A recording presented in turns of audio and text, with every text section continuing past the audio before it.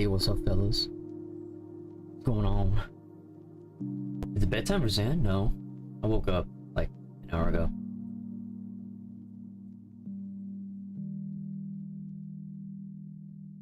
But for some reason, my chat box is not loading.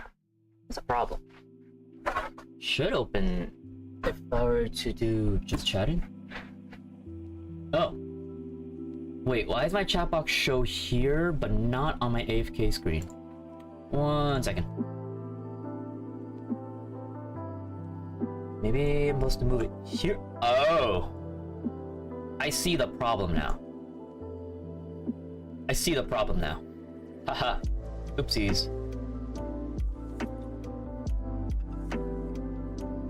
My Facebook? Okay. What we doing? What we doing?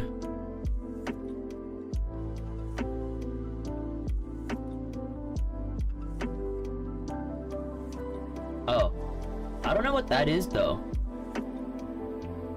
But what is this? Wait, like actual physical mixers? Like legit? How did you get 24 of this?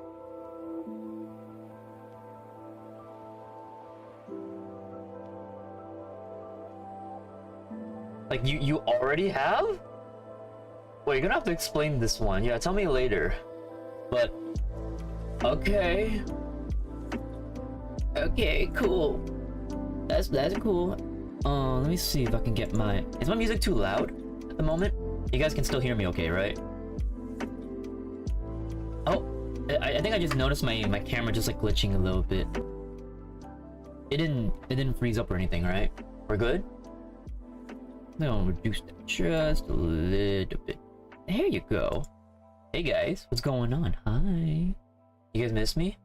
I don't think I've been here since the weekend. We can hear you. Oh hey, it's me. Hi. And I just came back from a very long weekend. Does anybody here know about Head in the Clouds?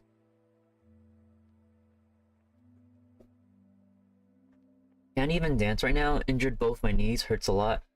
Can't even squat. Have to wait for them to recover. But I'm worried about muscle atrophy. Depends how old you are and how much muscle you have. And how long do you have to stay like in recovery? Because if you're just recovering, and it's probably gonna be like what? 3 weeks, 4 weeks, perhaps? Should be okay. Muscle shouldn't atrophy that much. Also, Amalia, hi, hello. My head's always in the clouds. I'm talking about the festival. The festival! Well, no one really is gonna know about it, because I don't think this is the right demographic. But let me look it up anyway. Yes, I can see chat. I'm reading right now. Let's see. Let's pull this out. This is Head in the Clouds. Basically, it's just a bunch of Asian Americans doing their thing. And we had, let's see, Itzy, Rich Brian, I don't know some of these names, they're not very big. Warren Hugh, ISOXO, Nikki, DPR, XG. Atarashi Gakko was really cool. That was actually really cool. Unfortunately, I didn't get to have the time to see a lot of them, but I do have a lot of camera uploads. Find it somewhere. Events? Here. Yeah, so I got day 1 and day 2 all saved up. No, I don't have a lot, but how was the heel class? Terrible. I didn't remember any of the fucking heel dance class. I actually, no, I remember the first 2 8 counts, but not like whatchamacallit, the rest of the fucking choreo. Did you record ISOXO and Knock 2? I did not. I recorded Knock 2 just a little bit. But it was mainly just me dancing, and then I just headed out. Because, what was it? So towards like the nighttime, that's the only time it gets packed. So like the people you see on top, the headliners right here, Itzy, Rich Brian, and Nikki, they played at night and they were able to bring out like really cool light show. Everyone else did not get a lot of like fluff, I guess. because they're in the morning, right? It's really like bright out, so most they do is just perform with some side dancers. Towards the night, they brought out the big guns. Okay, the venue. Well, can I look it up? Forest Hills Stadium. This was the venue. It's really packed. This is like a 3D render, I guess. I probably could take out some pictures. Yeah, it was really tight. It was so fucking tight. Yeah, it was crazy. And this is the most you get out of the stage. This is the most you get. And then there's another stage on the side. It's not too bad. I think it was pretty okay. I think it was nice. They did what they had to do, or they could do at most. It was not too bad. Let's see, day one. Ah, so I got to beat my boy Tony.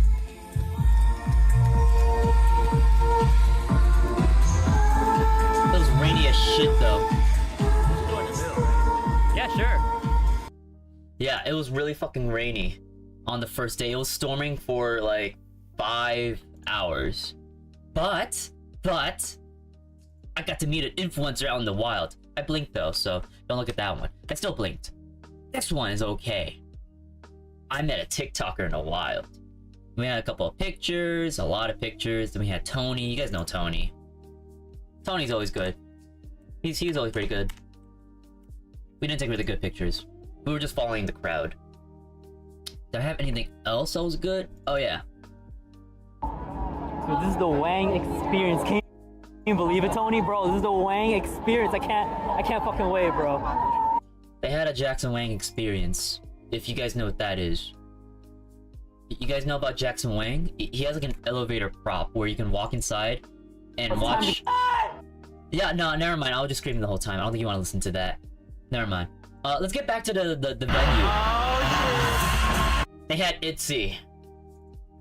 Jackson Wang from China. Wow, you actually know his full name. Wow, you actually know his full name. He's actually pretty good at recording. It's a little loud, so let me just... There you go. ITZY. They did a lot of long transition here, so let me just see if I can cut ahead. There they are!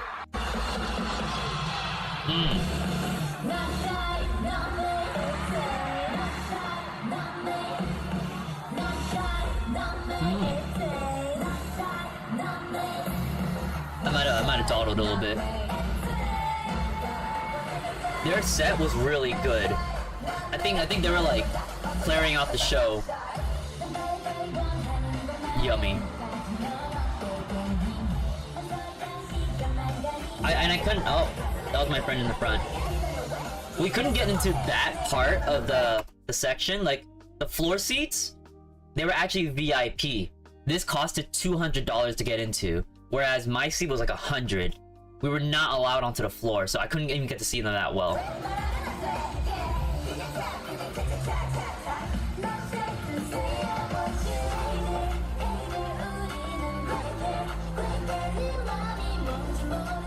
I'm just here watching it with you guys.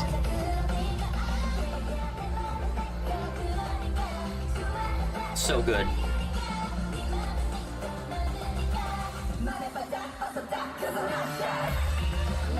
That was really hype.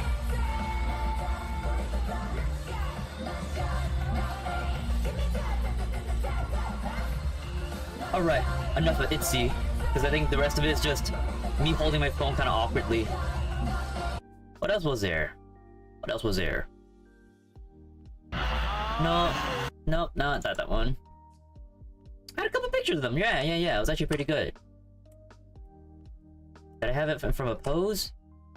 Yeah, that's about it. I didn't get to record that much because mainly I will record one video and then I'll probably like sit down and just like watch the rest. Because recording the whole time, kind of boring. Kind of sucks.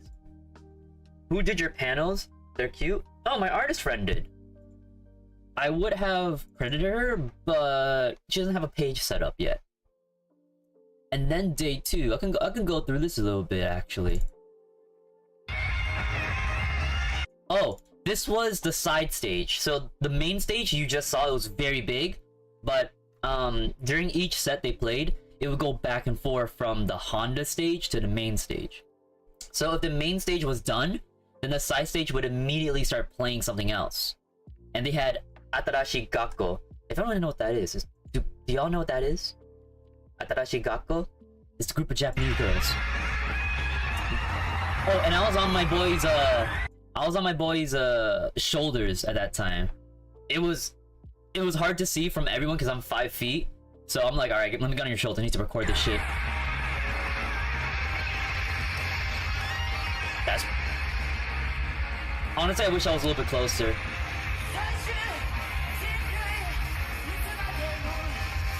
I don't know what they're on, but they're just like in it. Let's see what else. What else were I recorded? Some Chinese rappers. Then there's me shuffling. Honestly, I don't know what I expected. Cause I just like grabbed out my phone and immediately hit record, and I'm like, yo bro, record me. And I don't know if this is like good enough quality to even post. Cause like the angle's pretty bad. Not a lot of people know how to record people dancing at all, so I'm like, I don't know if I want to post this. You guys want to see it anyways, though? I saw like a quick second of it, and I'm just like, I don't really like it that much. Also, hi YouTube chat. How did avoiding grass go? Actually, there was some grass there. It was all fake grass. It might be on my page later. I did my little stretches. I don't think the music actually got recorded because it got blasted out by the bass, so it just looks like I'm dancing no music.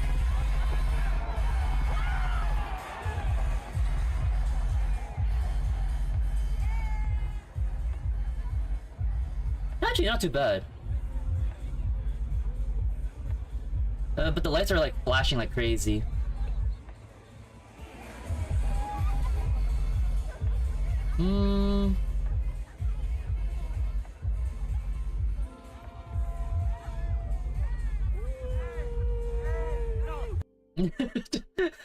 That was not too bad, I guess. Oh, hey, it's Jared. Hey, Jared. Yo, you ever been to HITC? It's not too bad in New York. It still kind of sucked. It's a lot better in LA, I suppose, because that's what my friend's been telling me all about. Still, light show's kind of crazy. I think it was pretty cute. It was nicely set up. Oh, right. Is it morning over there? Because you're Cali based, so you should be 3 hours behind me. So it's like 11 a.m. for you? What else I got set up?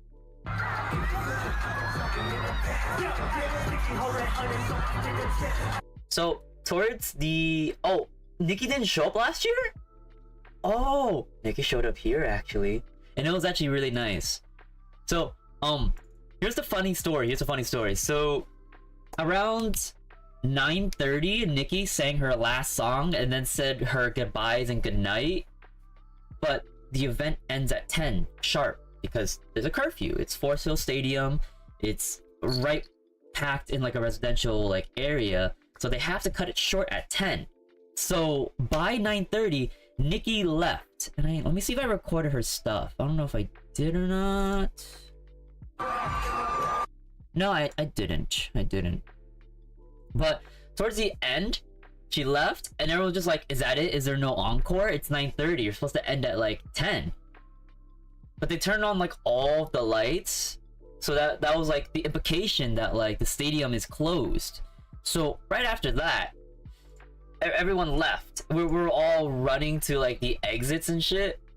And by the time we got to the exits, and like I'm like halfway there, they suddenly turned their shit back on, and they're like, wait, don't go, don't leave. And then everyone started flooding back into the stadium, but at least half of the bleachers were already gone at this point.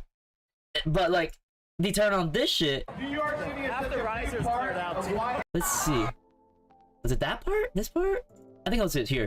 New York City is such a big part. Everybody left, and I bet there's actually some people who are actually already like exited the venue because they actually thought it already ended. Why 80 rides That's good. Survival of the fittest, bro. That's, we started a little I think this is like the CEO or something. This is around 9:40. He's like, wait, don't go. And they finally like changed the set a little bit. office with like 5 people. It was really hard. Also CEO. But now we're here, CEO, yeah. and we can't thank you enough. So thank you so much.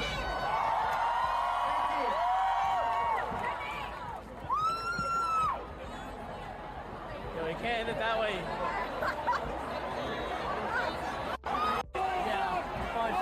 Yeah, and then they started prepping for their final performance. Well, it was actually kind of like, oh, so that's what they were waiting for. Which, their final performance was just really everyone out on the stage. You have everyone included, even the Japanese schoolgirls, Atarashi Gakko. They got Nikki, they got Warren Hugh, the Hyder brothers or whatever. Everybody was on stage and doing like their final performance. If I have a picture over here? Yeah. I got a couple of pictures. Pretty cool. Their final performance was just like a mixture of things. That's about it, I think. Oh, also, arigato agasu. No. I'll type it out. Atarashi Gakko.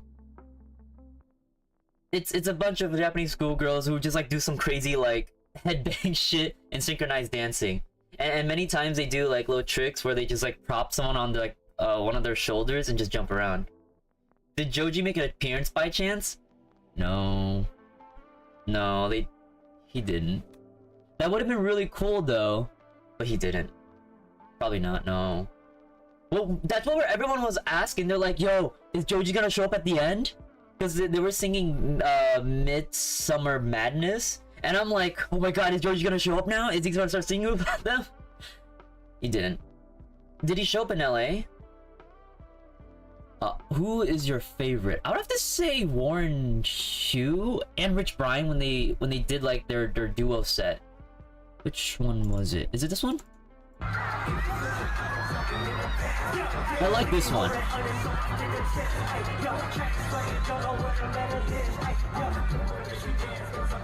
It was actually really hype. And I'm like, wait, they actually waited for the end to play this shit.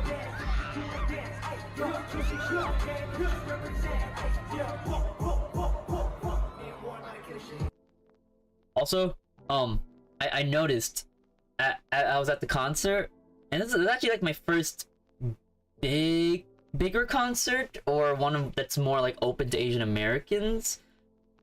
A lot of girls are screeching, especially for like the Asian rappers. They just screech. They're like, yes, yes, and I'm like, wow, the power that these guys hold is kind of crazy.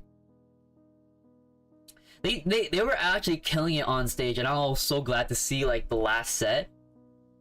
That was so enjoyable. But again, venue kind of sucked. Food is very fucking like expensive for a little burger.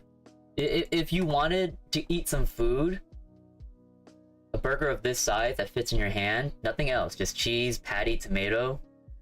It's this much. It's $15. $15. And then like maybe like a piece of Korean fried chicken, $20. Also just one small piece.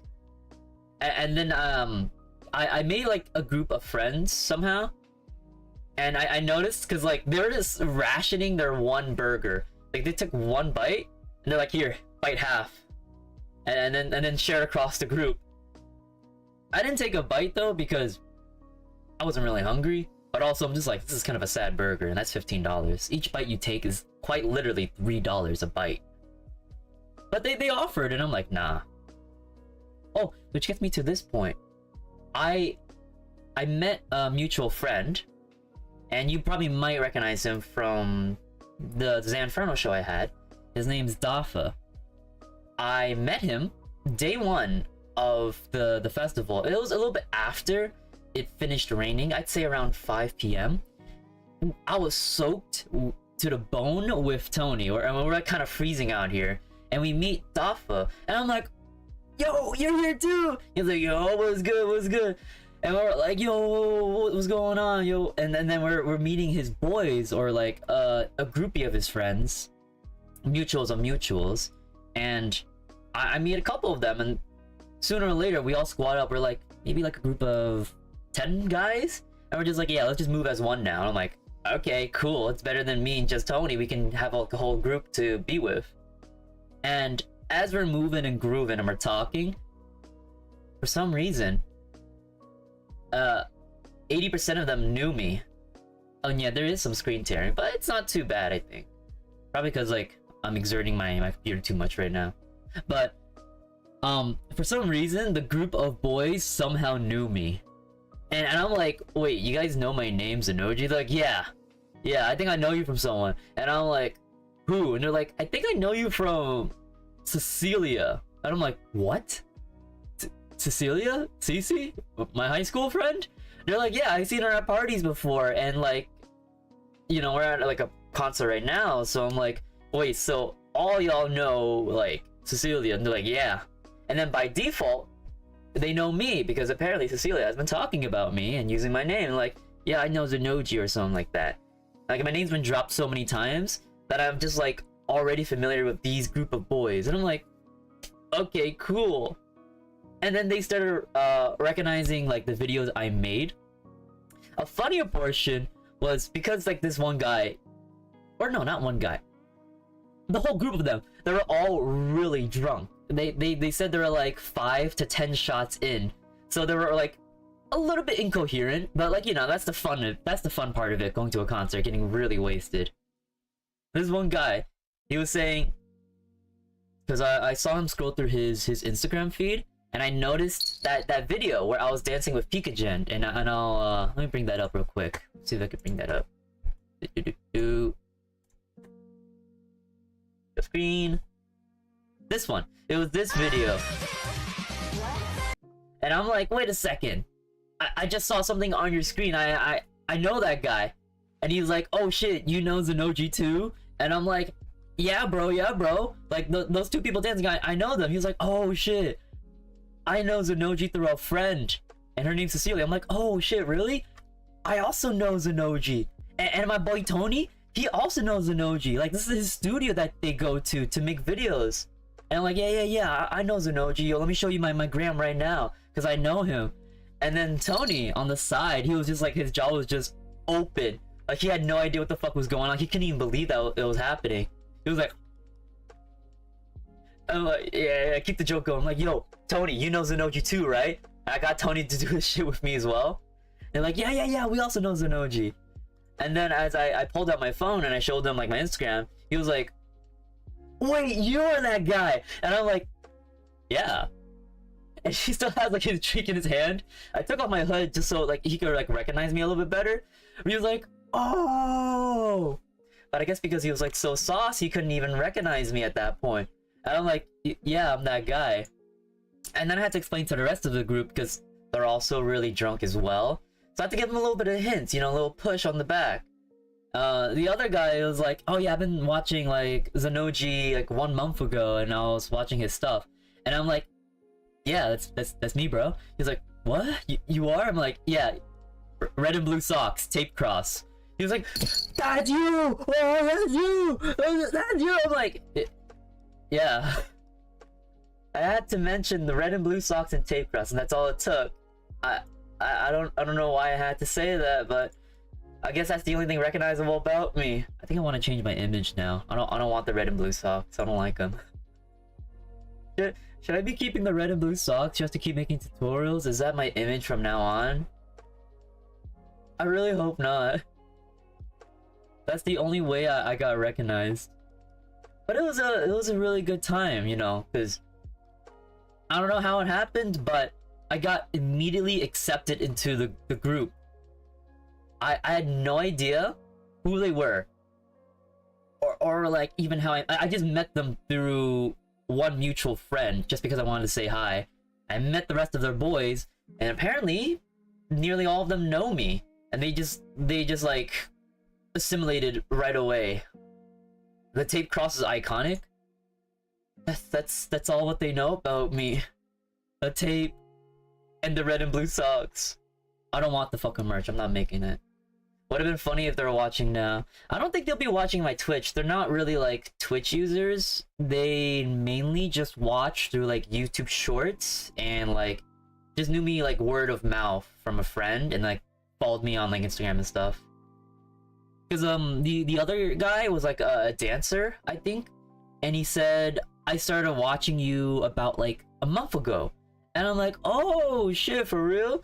He's like, yeah, I've been trying to get into shuffling as well. I'm like, oh, lit, okay, cool. And this is like, mind you, like an older audience, because one guy was 27, I think the other guy was 30 or so, and I'm like, damn, even older people still watch my videos and like try to learn how to dance, or just like entertainment value, I suppose. And plus they were really nice, because day one, again, I was really soaked. I was cold as fuck. My whole jacket was wet, and until 10 p.m. I was still freezing because the sun wasn't out. It was like 60 degrees Fahrenheit. My clothes weren't gonna dry up, so I was just sopping wet, and then the wind was blowing against my skin, so like my skin's still wet. I'm getting goosebumps all over, and I'm just like shaking my leg and then like rubbing my arm. I'm like, oh fuck, it's freezing out here. Until the guy I was talking to, he was like, bro, you still freezing? Yo, just take my poncho, just wear it over. And I'm like, oh shit, for real? Thank you, man. And after I put it on, it was like a really good insulator, because then like my body would stop cooling down so much, and I actually warmed up a lot. And I'm like, oh shit, bro, you actually kind of saved my life there. And after, they got to go home with the boys, just walked on back. And also, yo, Teju, thank you for the follow. I don't know if I read that correctly, but Anyong Haseyo or something, if that's how you say it. Haha. What's the time there? It's 2:33 p.m. over here. Not too late. It's only been like 30 minutes since I've been talking. Not too long, not too long. But anyways, those guys, extremely chill, and I got to meet them again by chance on the second day, and we were just vibing again and again. Very fun. They bring the vibe. It's actually a lot better in groups rather than like small like pairs. Because me and Tony, we were just like, you know, we're pretty fucking stupid, not gonna lie. I think us together are just sharing one brain cell. Because at 2 p.m. when it was already like pouring out, we're like, yeah, you wanna go see the show? I'm like, okay, let's go. And we're just sitting at the bleachers getting rained on for like a couple hours. And I'm like, yo, you sure you want to just like sit out here in the rain? You're not cold, Tony? He's like, no, I'm good. I'm like, okay.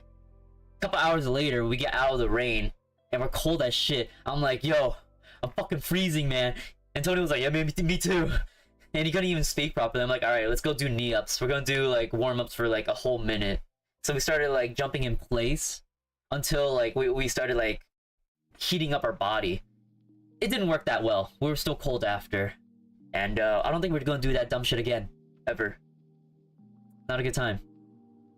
But that was about it. I think Head in the Clouds was a pretty good experience. I think it'd be a lot better at the LA venue. Because New York City is way too small, way too tight. Not fun. Oh. And 113, thanks for the follow. Who are these homies coming in from? Let's see. People are more into dancing these days, I guess, than singing. I think a lot more people are more into singing, aren't they? Because no one really goes to a show for dancing. They usually go to a show for singing, the main artist, and then the backup dancers, they just like, they look cool or whatever. They don't really focus on dancing that much, I think. Hello. I like that little cute emoji you got there. Bung your heart. Yes. What's at the side of your screen? This side or that side? Oh, hi Samantha. First time chatter, I see. What's going on? I'm just talking about the Head in the Clouds festival. Have you been there or heard of it? It's actually really fun, but not too fun at LA. You should have told Yami and I you were at HITC. We were there. You guys were? Wait, I didn't know that. Oh, I didn't know you guys even went. I ironically found you on Insta. I liked your dancing content. Oh boy! Sometimes I dance on live. Not that often. I didn't know you guys were even there. You guys went together? Were you guys a groupie? Which days? Day 1 and 2? I was there for both days. Especially when I got rained on. It was not good. Oh, I'm fucking stupid. I didn't even bring a poncho, by the way. Our whole group was there. Damn. Also, Sriracha, thank you for the follow. I was only there with my boy, but then I met like a whole group as well. We went Sunday, but our group went both. I also went both, and I got rained on really bad. You can spend either $5 for a bottle of water or $5 for a poncho. And you know what I fucking did? I bought neither of them. I'm not wasting my fucking money on that shit. $15 burger? Nah. $20 fucking fried chicken? Nah. I'm only a free user out here. Wait, free VIP bands? Because of the rain? Wait, how do you get free VIP bands from the rain? And yeah, I know Yami. He knows me too sometimes. I think. But he's just a Valo player. How do you know Yami? Do you also follow him? They paid GA but got VIP? I don't understand. You just pay for GA and then you get VIP? Also, what's up, Muffin Head? We talking about Head in the Clouds. Big concert. Pretty fun. Security just gave them VIP bands Saturday? Excuse me? What? Yo, they got free VIP bands Saturday? They just gave them out like it was fucking candy? Me and my boy were fucking freezing out on the bleachers, and they got free VIP oh. That's fucking lame. It's whatever. VIP wasn't even that good anyway. They got free VIP? Wait, you're kidding me. Wait, a lot of people did? No fucking way. No. I was freezing on the bleachers with my boy. No poncho, no water, just chilling down there, sitting on the fucking wet ass bleachers, nasty shit. And people were out on the floor? I wish I was out on the floor because like there was mad room in there. And I'm like, yo, this music is a fucking bop. I wish I could dance. Also, yesterday there was this one section that anyone could have snuck into the pit. You're kidding me. Also, 2000 Leilani, thank you for the follow. Neymar Clout. Oh my fucking... No, don't fucking tell me this shit. I just finished the festival. And I was already... My heart was... No security in that entrance. No, stop telling me this shit. Oh my fucking god. I was watching from a far ass distance, sitting on the wet ass fucking bleachers, and then like, you know, people were stepping on like the seats as well, so you know it's really nasty. And I'm like, man, I wish I was out there on the floor actually having some space and not like sitting my ass down on some wet seats and just dancing a little bit, because I'm cold as hell. Also, Yoteju, hi, hello. I'm currently malding now. I'm kind of sad. And then day 2 was like sunny, and then Neno was packed, and I'm like, oh my god, you're kidding. I mean, my friend also on Saturday offered to sneak me in, because security's pretty lax, I feel. They didn't really check your bags, actually. You could have brought whatever you wanted, except a fucking umbrella. But you could have brought whatever you wanted, and they don't really check anyone, really. That my friend was like, yeah, I could just come out, give you the band, walk in with you, and that's it. Hello, Leilani. We had 2 bottles of soju. Oh, my groupie, or at least I meet people, they brought in everything. Things I can't say. But, you know, they brought in bottles of shit. And I'm like, okay. And they even had like a little bottle spray that like, it was probably like some perfume shit. They dumped it out. And then they put in alcohol and started like squeezing into their mouth. I'm like, what the fuck is this? Come to Hong Kong, there is no VIP. I'm sure you can pay to get closer, but no VIP nor backstage usually. Wait. Come to Hong Kong. Are you from Hong Kong or something? How come you have a Korean name, but then you're telling me to go to Hong Kong? That... Huh? Come on. Your first mistake was going to an outdoor event. But everything in New York is kind of outdoorsy-ish, open air as they call it. It's not that bad. mainly NYC is just outdoors. It's mainly outdoors and all.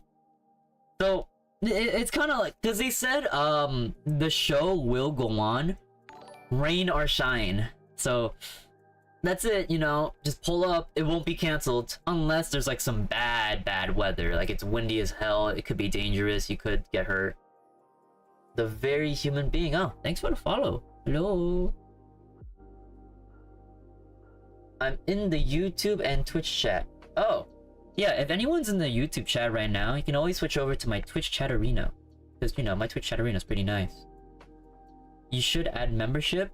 I can't because it doesn't show up on my YouTube for some reason. I'm not sure why. Why NYC always cold? Why will they not go inside? Is that hard to understand? We don't have we don't really have indoorsy events as much. We do, but it gets packed like sardines and shit's ass.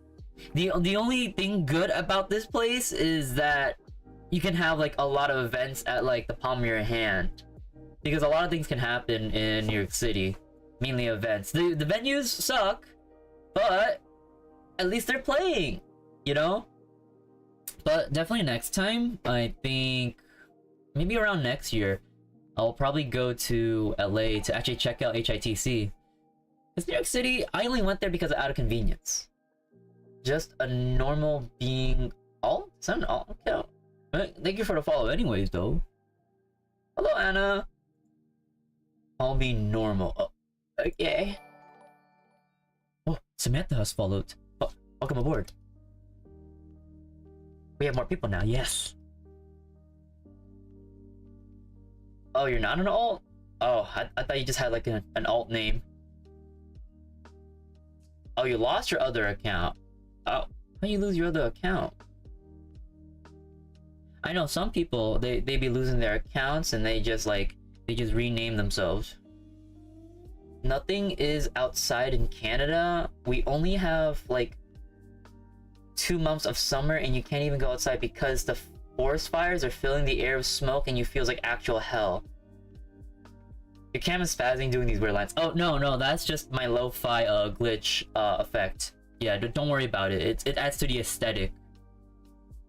Oh, wait, you guys got forest fires in Canada? Yeah, no, it's just a lo-fi glitch. Don't worry about it. It's the aesthetic. I could also turn down the contrast so it looks dark in here. It's just an aesthetic, I swear, guys. I don't have a cheap cam. It's just aesthetic, I swear. No, I'm playing. I just have a cheap cam. Or I think it's just like my PC just kind of sucking or dying.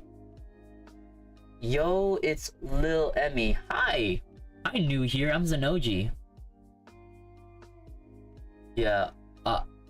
Is there anything to do in Canada actually?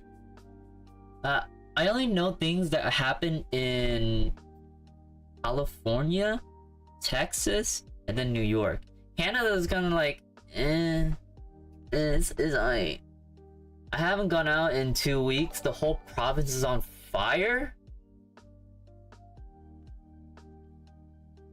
Canada's on fire? You're from Canada, right? You said Canada?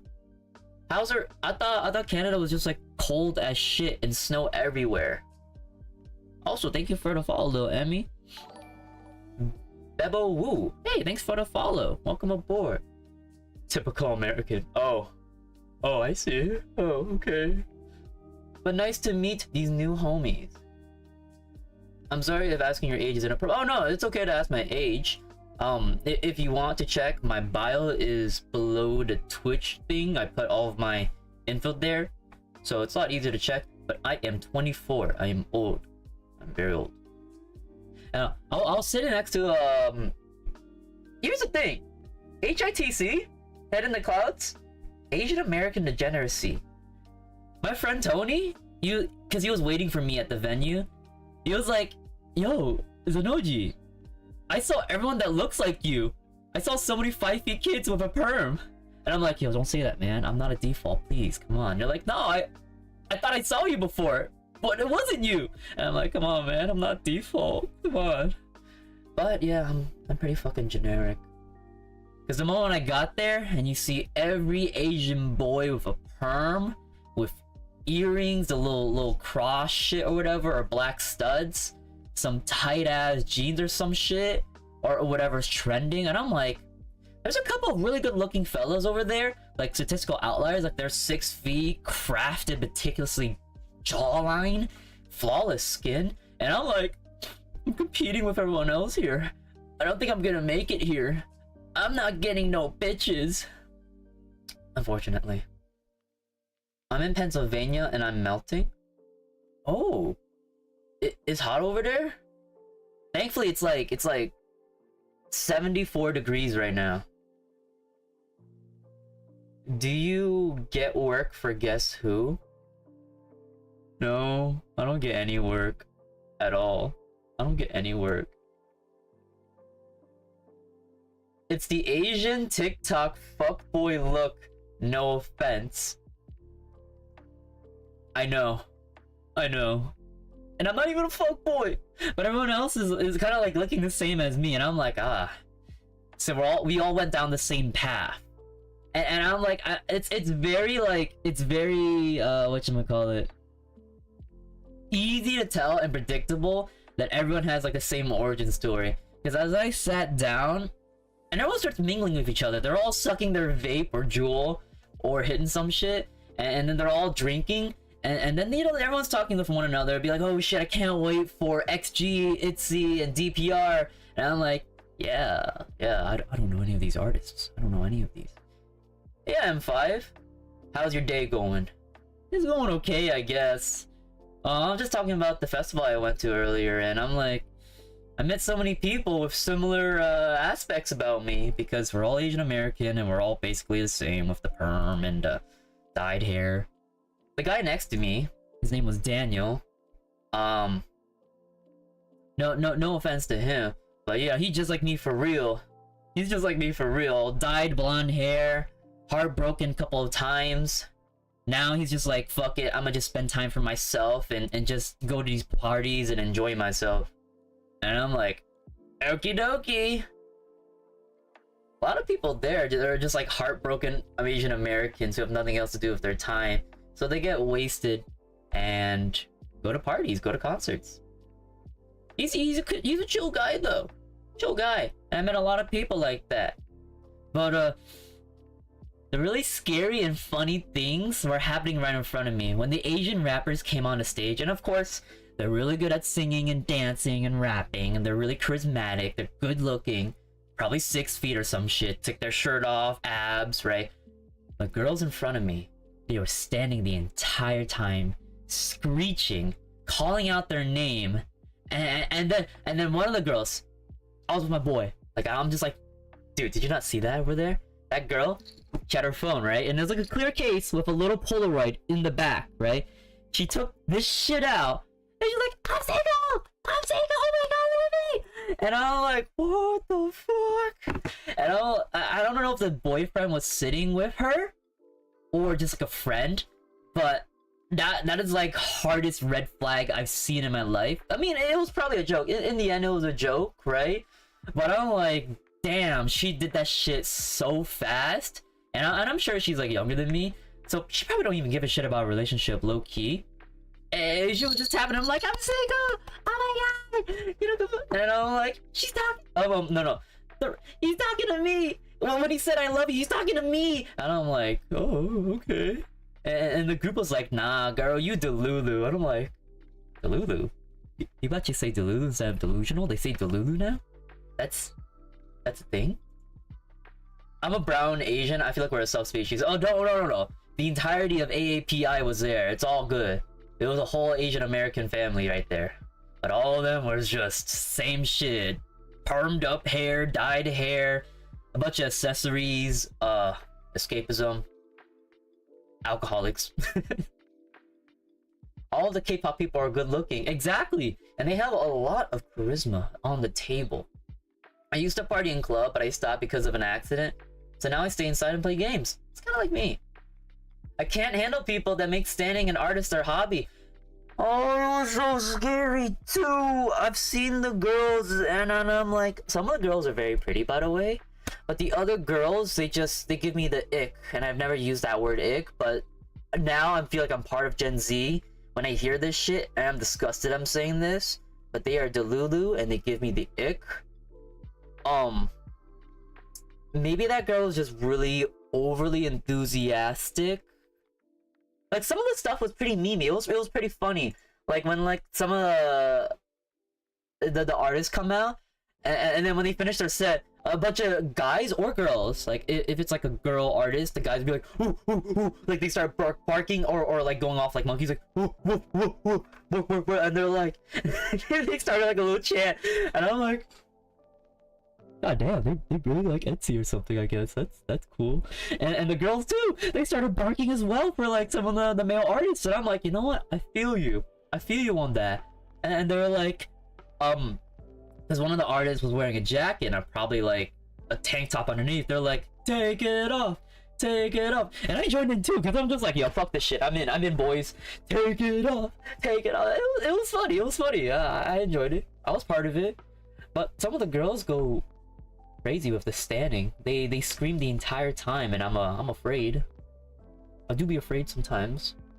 I like K-pop, it's okay. What if we stan you? That sounds kind of weird. I'm just some guy from the internet. I'm just an internet guy. But imagine if I was on stage. Listen, I had the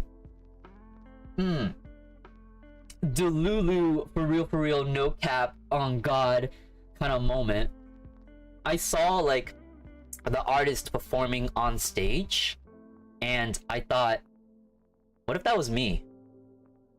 Because I started thinking, and I'm like, there's not a lot of difference between them on stage and me being here in the seats. From a creator to a consumer, an idol and its fan, the only difference is just marketing ploys. And I realized, I'm just like, wait, you know, I believe that, and this, don't get me wrong, like, they're handsome, they're pretty, they're talented, but who's to say that there isn't other people who are pretty and talented in the crowd? Like, there's some 6 foot tall like Asian dudes who are looking immaculate as fuck, and they look amazing, and they're just there enjoying like the show, and I'm just like, well, what's the difference then? I could probably be on stage too. So I had that very delusional concept. I'm just like, maybe I could be there. Maybe one day if I work hard enough, I could be on stage, but not like debut. Because 88 Rising and Head in the Clouds is more of for Asian American artists who sing, who rap, and actually like perform. Rather than it's just, I just dance and I put videos on the internet. But I looked at their clout level, and their clout level is over 9,000, or well, they have like 1 mil, 2 mil, 3 mil followers, and I'm just around, let me see, 437. Okay, so I wouldn't say I'm far off, because I only got here in a year, so it wasn't that long actually. In a couple more years, I feel like I can exponentially grow into 1 mil, 2 mil, 3 mil, maybe start performing on stage, maybe start networking even more. And I started realizing my clout has a lot more power than I've realized. Because when I went home after day 2 of the festival, it was like 10 p.m. sharp. Everyone left. And everyone's walking out to the train station, following the crowd.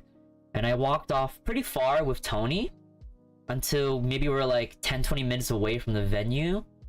And I called for a lift.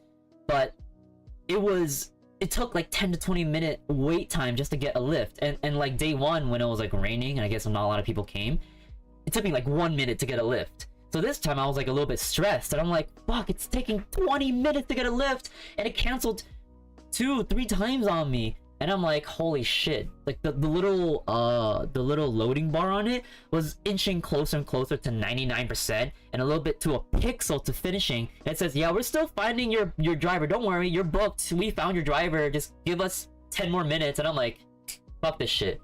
I'm gonna walk up 2-3 blocks and call another ride. So that way I'm far away from the other like car traffic and Lyft users. So as I walked down the block, I called another Lyft, and I was able to get a ride in 1 minute. And I'm like, perfect, fuck yeah, I could finally go home. And this ride was a Tesla X. That shit was shiny as hell. The door opened like a fucking falcon wing, and I'm like, you're my ride, sir? He's like, yeah, get in. And I'm like, sorry, sir, I got confused because I didn't know how to open the door. He's like, yeah, that's what they all say. I'm like, oh man, this man's too cool right now. He had a really nice car, and it looked futuristic as fuck. Like, let me pull out my screen over here, and I think I have a picture on IG to show you guys on just how cool it was. It opened from the side automatically. There's no way to open the doors regularly, or maybe there is, but I'm like, okay. That was just like the most epic moment I had. And let me pull out my story. That was here. And I wanted to like do a whole like little video tour of the whole ride, but I had my address on like, you know, the front end, so I'm like, no, I can't really show this. So I was riding in the Tessie X, and usually I don't like having conversations in my ride because I'm an introvert. I don't like talking. I put my earphones in, shut the door, and be like, and then the Uber be like, yeah, you have a good day today? How are you? I'm like, yeah, I'm good. And then I just sit and look on my phone, and I don't talk. But I decided to say something. I'm like, yo, your car is really cool and slick. Like, this is me initiating conversation. If I don't initiate the conversation at all, I would drop the conversation. They would say, you have a good day today? And like, what'd you do? I'm just like, yeah, good day today. Thanks for asking. And then, you know, flick on the phone and not do anything else, right? And also, I am INFP-T, the non-talker guy. I just don't talk. But since I initiate conversation, I guess that was like the green light for, yeah, let's talk a little bit, have a conversation. And he was like, oh yeah, I picked you up because I live in the same neighborhood as well. And I'm like, you live in the same neighborhood as me? You and your nice ass car in the middle of my nowhere neighborhood. You live there.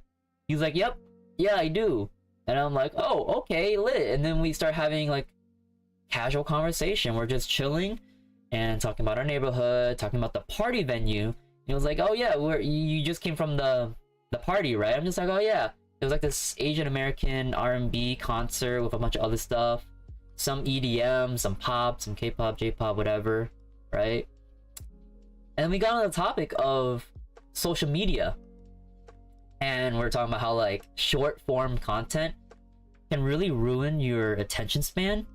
And I'm like, oh yeah, how about that? I'm kind of partly to blame. I kind of ruined some people's attention span.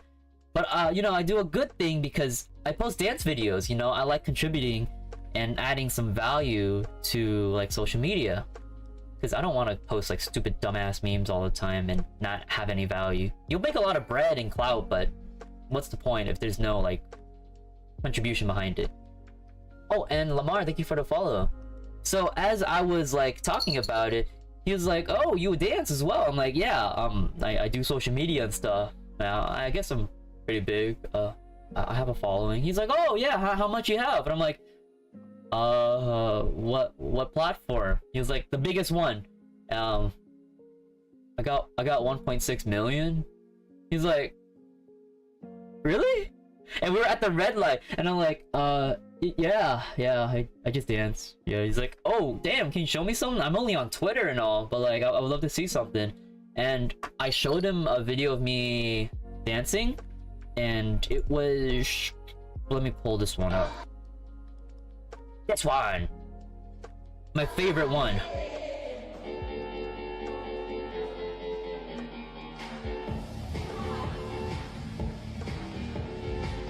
This was only the cleanest video I had. I never had anything cleaner than this. Nothing else was ever cleaner. So I showed him for a quick 10 seconds, and I'm like, oh, there's a green light, let's get going. And I'm like, I stowed it way back, and he was like, wow, that's exactly how I danced. And I'm like, what? You danced well? Because he's an older gentleman. He's like 39 or so, but he was a very smooth and casual talker, so I felt comfortable talking with him. And he was like, I danced like that as well. And I'm like, wait, are you an OG? He's like, yeah, I used to dance back in 02, 03, you know, back when there was Sound Factory, and there was like crazy raves and parties back then. They're so crazy now. And he's like, oh yeah, yeah, yeah. And I'm like, you also dance like this as well? You used to shuffle like that? He's like, yeah, but like, you know, I've gotten older and I've just not danced anymore. But I went to a Greek wedding because I'm Greek, and we throw cash at the wedding, and I got drunk and I was feeling the vibe, I was feeling the music, and I just went in. I went all in. And we had a great conversation about that, and I was just like, oh my god, what are the fucking coincidences that you picked me up out of convenience because you live in the same neighborhood, you're also going home, you have a nice car, you also have the same kind of like dance background, and everything was lining up to the point where he dropped me off and he's like, wait, before you go, let me give you this. And he hands me his card. He's like, I'm in the neighborhood, shoot me a text if you need a ride. And I'm like, okay, yeah. And also, like, here's my socials, bro. Like, yeah, follow me on Twitter. Yeah, I got you, man. And thankfully, I use Twitter. Even though I'm not very big on Twitter, I realized the importance of multi-platform presence. Because, you know, he was like in a bit of disagreement with like short form content on Instagram and TikTok and YouTube. He's only on Twitter because he's an older guy. He's like a boomer, really, or millennial. So I'm like, yeah, I got Twitter. Here, take my Twitter. And I'm like, cool. And next time I hit you up, yeah, I'll grab a ride from you, man. As I exited and I opened my door to my house, I was just audibly saying, holy shit, what just happened? Did I just do a networking thing? Did I just do a business? He gave me his card just after talking and me flexing my socials just a little bit, which usually I don't like doing, but I'm just like, we're having a natural conversation, so I'm like, oh yeah, I could probably like insert this. You know, it's nice to say this every now and then, which I generally don't like saying. Again, to say like my name in general or use my clout doesn't give me a good feeling. Normally I just don't like saying anything. Bro switched up as soon as he found out you were clouded. Perhaps. I think maybe it was also a catalyst as well. There was many other factors of having the conversation. If I didn't talk at all from the start and not said anything, then I could have just been on my phone chilling and just listening to my music and not talking at all. But I was like, I decided to be like, hey, I dance, I do social media, and I have this account. I am pretty cool sometimes. I danced to a lot since I was 6, more on hip-hop inside. I don't really dance anymore. Neither do I. I haven't danced for a bit. Oh wait, no, I did actually. But like, I've been taking a break for now. I'm practicing dance for debut, and shuffle dance never gets old. It kinda does get old, which is why I'm taking a lot of classes to kind of perform better. And there's still a lot to learn that I haven't been able to practice as of yet. And I think later today I might go practice actually. I might go practice later today because I have nothing else to do. I'm a little bit tired. It's the whole weekend kind of busted my ass.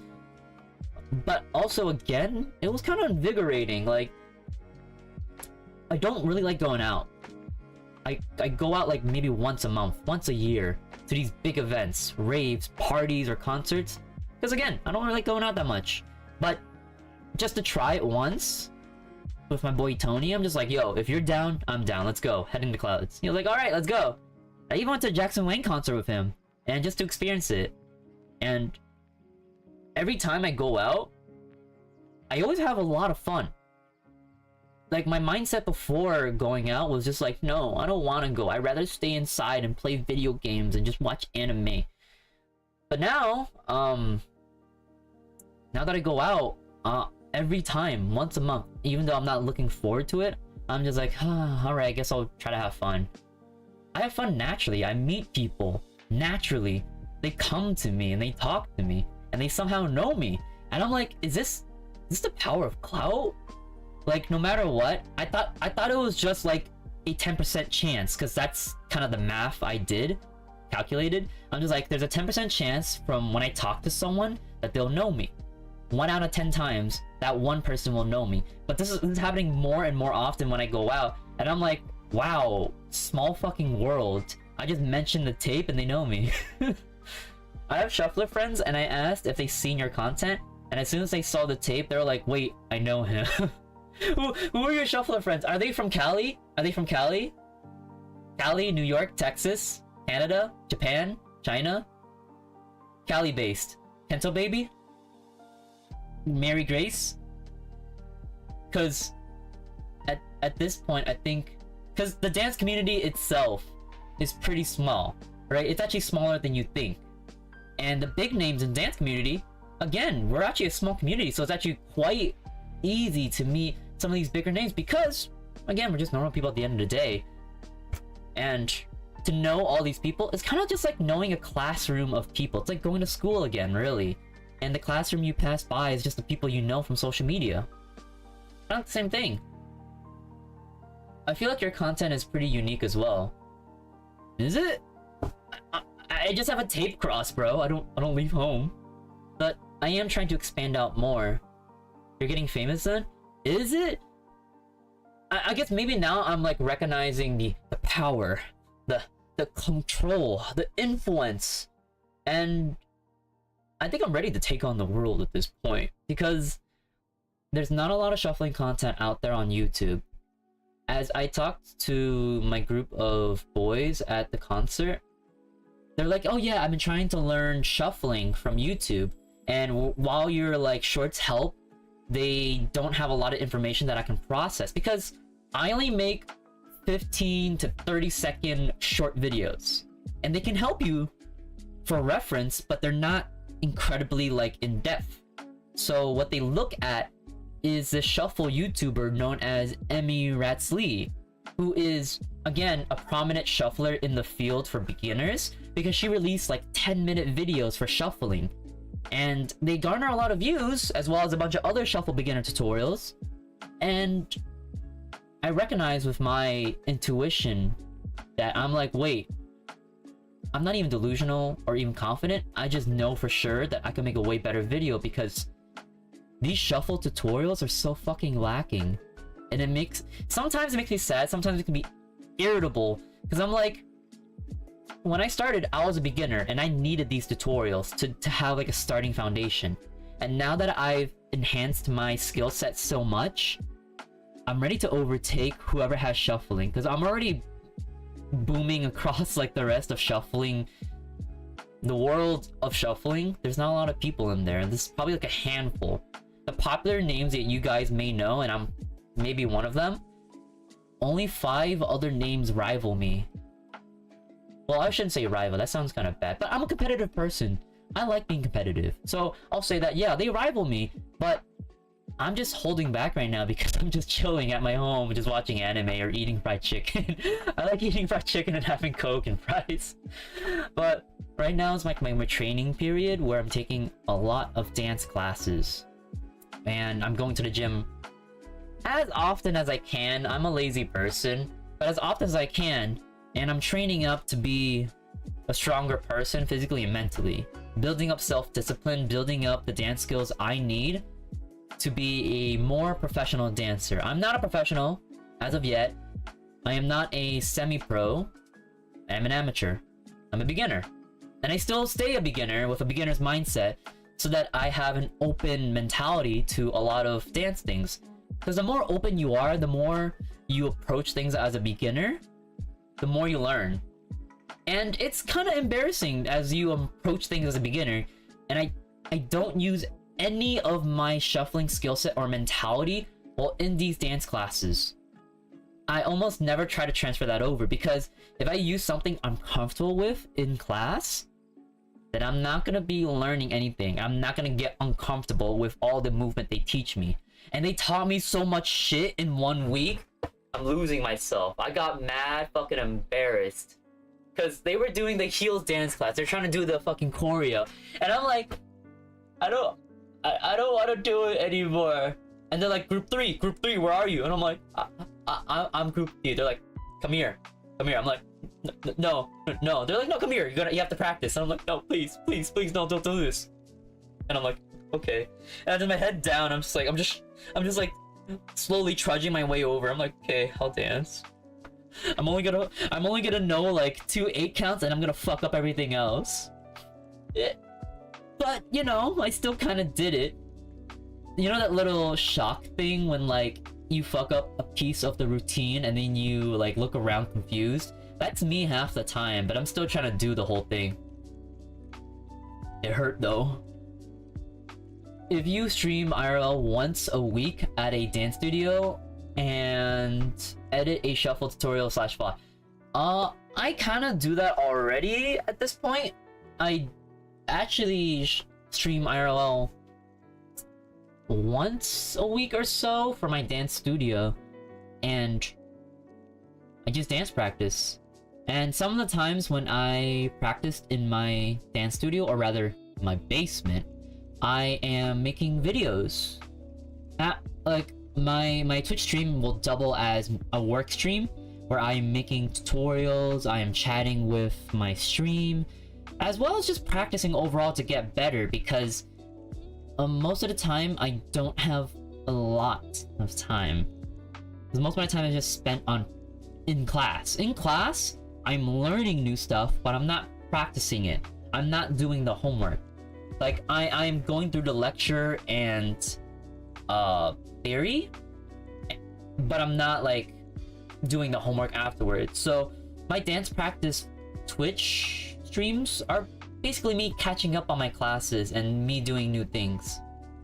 See, YouTube chat, they think you're ignoring. Only sometimes, because most of them are just not really saying much. They kind of just say random things or just yell across questions. So I'm like, It's a lot better to have a conversation on Twitch because you guys actually talk to me. So it's a lot easier on Twitch. I think maybe later today I'm probably gonna have like a dance practice stream. I'll have to check the rest of my schedule. Kind of scary enough, and also sad, is that I've been saying this a lot more, that I'm busy. And is it bad that I'm saying to a lot of people that I don't want to hang out? Because now a lot of people are requesting my time. They want to hang out, they want to meet up, they want to collab, they want to do things. And then me, I'm just like, I don't really have any time. And nor do I really feel like it's really important or a priority of mine to really say, yeah, I love hanging out, I would love to do a collab, I would love to catch a meal with you. And I feel it's more important for me, for this year especially, to go into a training kind of arc, to not talk to many people, besides like my stream. Because going out takes time, takes money, takes energy, and I want to focus as much as possible dancing. Is that cold? Is that bad? What do you guys think? Because a good friend of mine, and I've been close with him since high school. We hang out every now and then. Now it's more close to like once every few months, once a year. Because, you know, it's nice to see a face in a while. But I was gonna say something like, I was actually gonna reject him. I was gonna say like, no, I'm not gonna hang out. I'm kind of busy. Or no, not kind of. I am busy. It's hard to accept my new kind of reality, because this wasn't a thing 3 years ago. 3 years ago, I would have just said, yeah, sure. Let's go out. Let's go get hot pot. Let's go eat Korean barbecue. Let's go indulge ourselves. Let's go play video games. Let's go catch a movie, whatever. I don't think it's bad if you have priorities. They should understand and support you. Yeah, he does. And at the same time, I feel bad because the last time we were supposed to hang out, that one time we planned ahead, because I am a stickler for appointments. I like being ahead of time, and it's really embarrassing for me to not be punctual. And now I try to be my best as much as possible to be punctual, which I've maintained so far. We planned this thing like 1 or 2 weeks ahead. I'm like, yeah, let's go catch a meal on the weekend. I'll be free. But all of a sudden, my shuffle teacher from Spain visited New York City and was teaching a beginner fundamentals class. And I told my boy, and I'm like, dude, I'm sorry, I have to cancel. My guy that I've learned from, the reason why I started shuffling was because this teacher of mine from Spain, he had like this amazing tutorial that was in depth, and I'm like, I have to go see him. I have to go learn from him. I got to go talk to him. I got to go network. I got to, you know, meet this man. A legend. And it was once, not once in a lifetime. He's probably going to come back to New York, as like he's mentioned in his other workshop and tours. But I was just glad that one time I was able to catch him, because my friend's from New York, so I'm like, yeah, I could catch you anytime, you know? But this guy I'll never see again, maybe. So I dusted him off, and I'm like, yeah, I'm gonna go see this guy. I hope you understand, and like, I'm pretty like guilty doing this, you know? Cause like we were gonna hang out. He's like, no, it's okay, I understand, man. Do your thing. And I'm like, I appreciate that a lot. And that was like the last time I think we had a conversation or so. And then now, every now and then we have like few words to exchange. We have small chat. But a lot of the times, I don't talk to a lot of people. And I feel like he's been missing me because he doesn't talk to a lot of people. I believe he's also an introvert, as I am. But our realities have changed. We both grew up as introvert gamers, playing on League and talking on Skype. Skype, isn't that a thing? And now we moved on to Discord, and then things changed because I went to college upstate. He went to the same college in New York. And then we haven't talked a lot, just every now and then. And now he's asking to hang out because, you know, he misses me. But I don't feel the same. I don't miss anyone. Nor do I really want to talk to a lot of people, because after the concerts and venues I've been to, which costed a lot of money, the Jackson Wang concert, the Head in the Clouds festival, 2 days, and the lifts I pay for, and they're just mainly for convenience, so I can save time and spend some money because I worked for that money, so I can save time for myself when I go out. I spent at least 500 already on tickets and lifts in total for this month. And also I used a lot of time. And because I'm a content creator, I'm allowed to have a very flexible and open schedule, so I can choose when to work and choose when not to work. But I always like to choose to work over to hang out and have fun. Then again, having fun at my own place is kind of like the thing. I actually have fun dancing, nonetheless. So I'm always content. I mean, you should at least meet at least 1 to 2 people once or twice a week. It's good mental as a place marker for. It's good for your well-being. I know that. But I think I'm actually okay with not talking to a lot of people or anyone at all. I'm actually quite satiated just being here on stream or just making content. Because a lot of people say, you know, the grind is not worth it. It grinds your mental to dust. But for me, it's invigorating. There's more things I can do every time. And like I get more invested into my own workflow and dance flow. And every time I go out, every time there's a trip, a family trip, an event, or a hangout, it breaks or disturbs my flow. Which, it makes me feel a little bit guilty and sad, because then I gotta get myself back into the workflow. I gotta reassign my schedule. It's not too bad, because again, I'm flexible. I can always go back to work. But at the same time, I want to have a continuous flow for at least 1 month, because I feel that I have a very good exponential growth when I continuously work day after day. I wake up, I go to dance class, I come back home, I make content, then I go to the gym, I go sleep, I go eat, and then, you know, I don't have to hang out with anyone, because I get to constantly think about myself. I think about my... Because there's also other things I do at home. Like I think about my family, the things that we need to do, the chores, the things we work on together. Because I'm able to invest. I live at home with my parents, and that means I'm rent free. But also at the same time, I have an obligation to help my family out, help my parents out with their work too.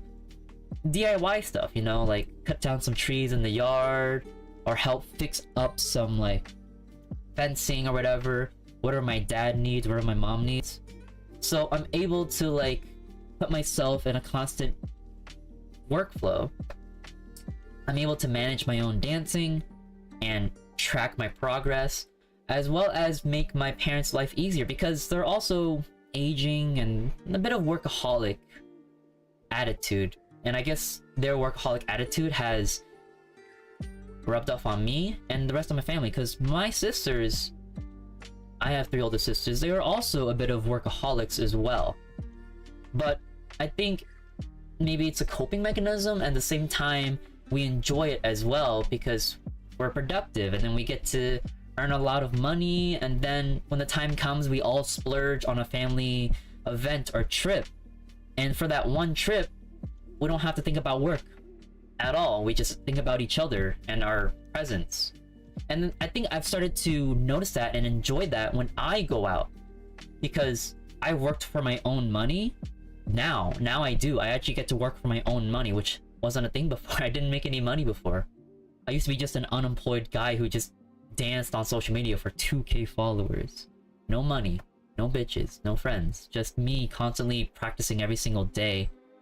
Even people made fun of me. A lot of people did not think I was gonna get any sort of following or any sort of money.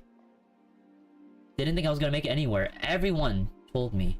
My friends, my family, people on the internet. No one really had any belief in me. Some people did, but my family straight up, they didn't have a lot of belief in me. They're like, it's been 2 years since you started dancing, right? And it's a good hobby for you, but when are you getting a real job? And I said, give me a year. Give me 1 year. Because I feel this is the year I'm gonna actually blow off and actually make some bread. And you may not believe in me, but I always believed in myself. As I did when I started thinking like 3 years ago, back in 2019, I always thought about myself. I'm like, yeah, I have full belief in myself that I am gonna be an amazing, confident dancer with bitches, money, clout, whatever I could think of.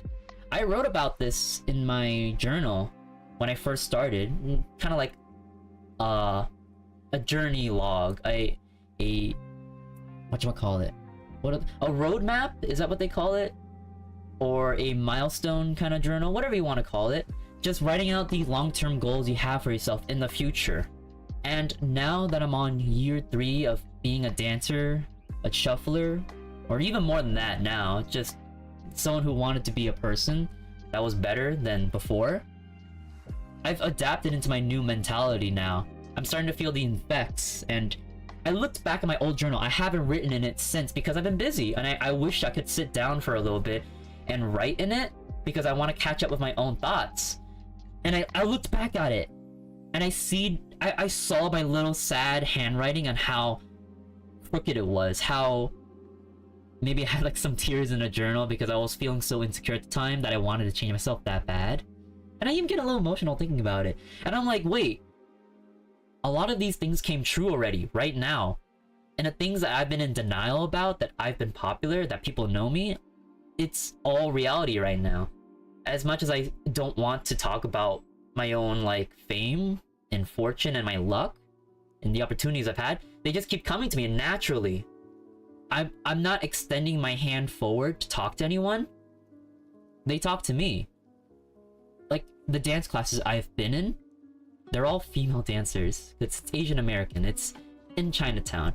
I'm basically the only male dancer. So I guess I stick out like a sore thumb a little bit. But by the end of these classes, the girls talk to me. I don't say hi to them at all. But in the end, they introduce themselves to me, and then they ask for my name and they tell me their name. And I'm like, wow, even though I tried my best to be an introvert and not talk to anyone, like I go full NPC mode, blank. They talk to me and they introduce themselves to me. Like they even had like just like random comments as we're waiting for the elevator. They're like, hey, what's your name? And I'm like, it's Zanouji. Why? What's up? You have nice skin. And I'm like, huh? They're like, yeah, you have nice skin. What's your skincare? I'm like, what the fuck? We start the conversation like that. Of course, I don't talk to anyone. I save all my energy for myself. And that's what I wrote in my book, actually, that no matter what I do, I'll have natural charisma that people will come talk to me. I think I could probably whip out my book right now and see if anything came true. 2022 planner. Well, maybe I wrote some stuff back in 2021 as well. There's a lot of good notes in here that I've written down.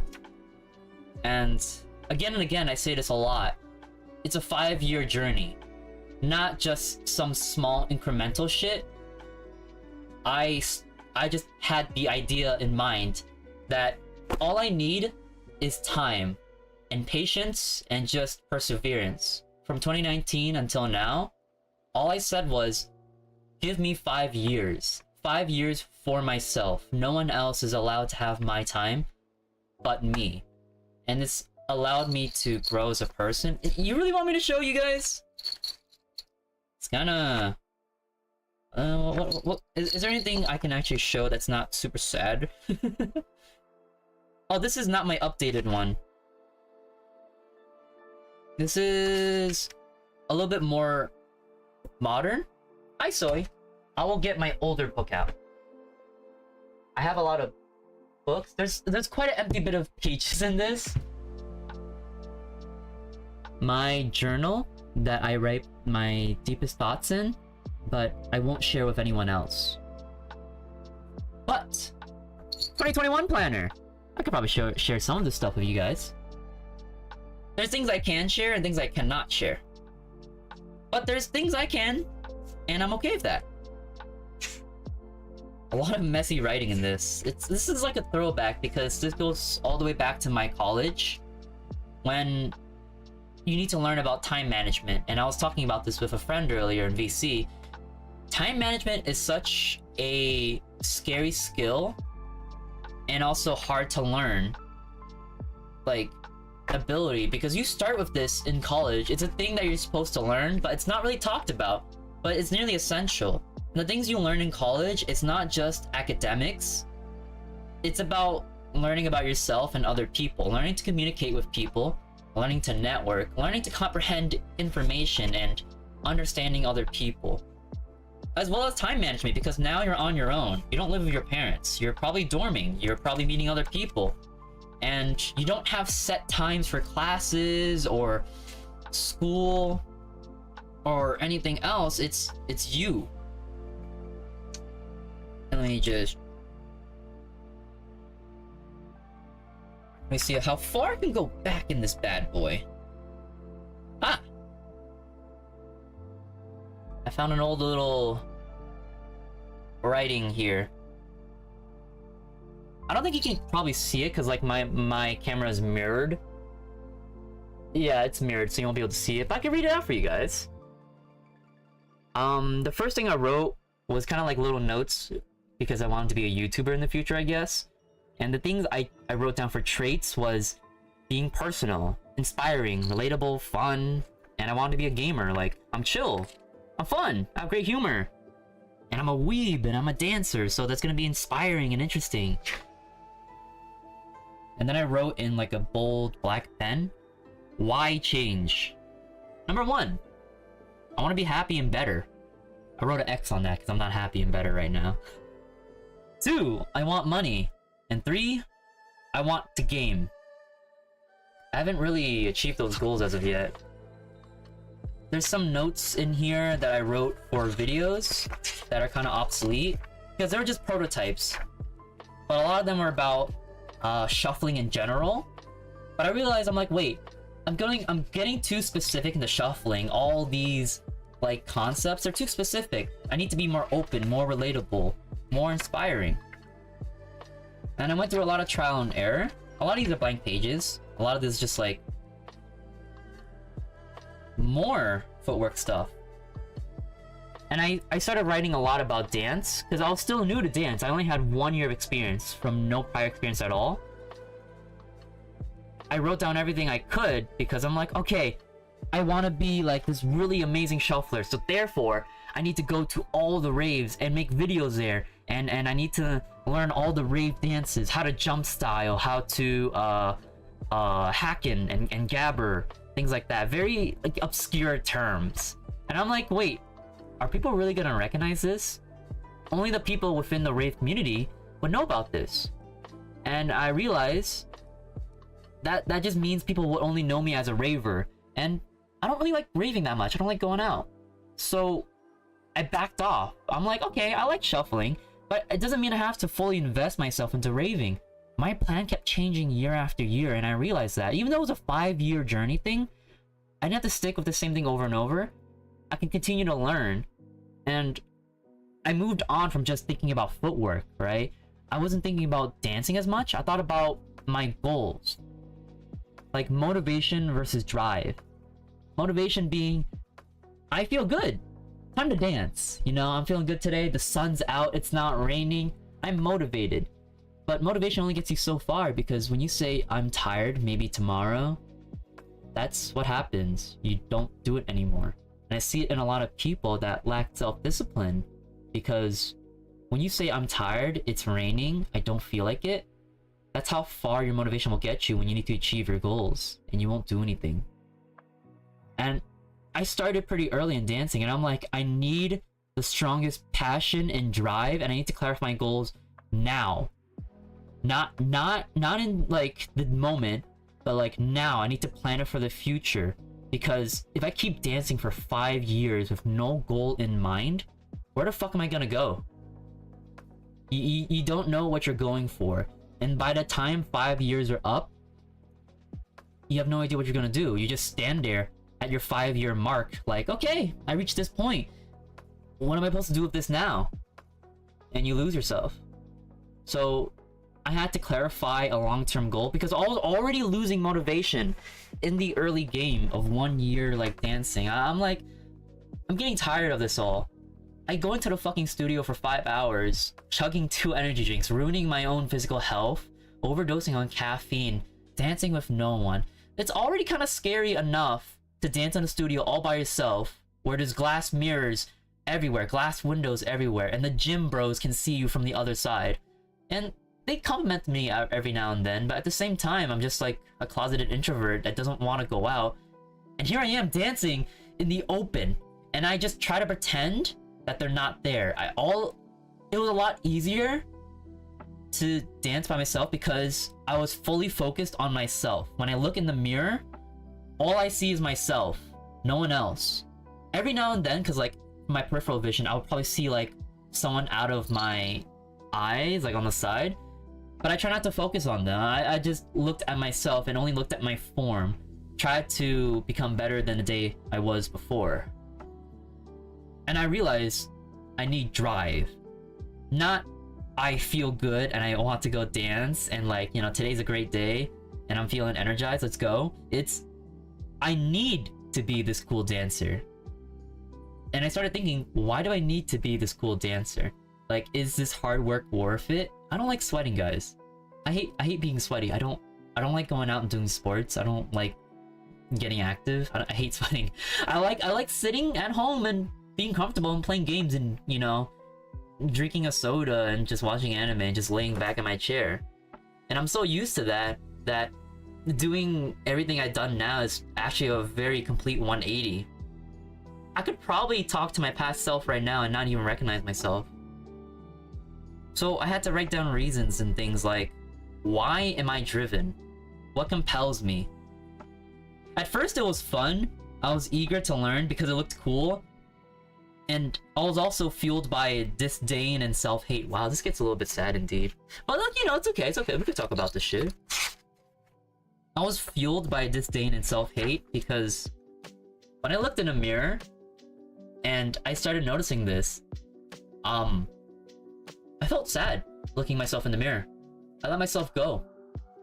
A lot of acne, dry, riddled skin, hair was just nothing. I stopped caring about myself. I had my heart, you know, broken a couple times, so that's also a catalyst. I've been ghosted. I realized I put a lot of time and energy into chasing girls, and I'm like, not having any time for myself, because when you put time in someone else, and then they ghost you, they leave you, they took your time and energy and basically resources, and then you're left with nothing. Let's see. I have a bunch of like notes scattered every now and then per month, so I'm trying to go through them. But you guys are free to ask anything about my journey as I'm going. And wow, my camera's glitching.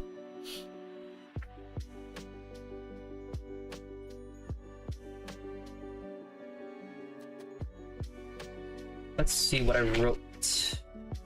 Nope. I wrote down things I would... I wrote down a little list where I was gonna pack some stuff. Like, I would take my water bottle, my dance clothes, my shoes, my speaker, and optionally bring my confidence. I think I worked on that so far.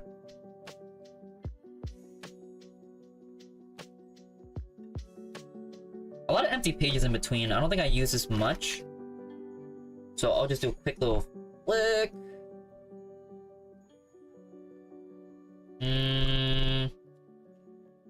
Wow. That's about it. I guess I didn't rate that much. Most of the other stuff is probably written in my other books. So I'll just scan them through for you guys. I think it's an interesting part of my life. Dusty? Let's see what I wrote in 2022. Actually, I can't believe it's 2023 now. This feels... I don't know, it just feels like yesterday. That's kind of weird. Did I write anything in this?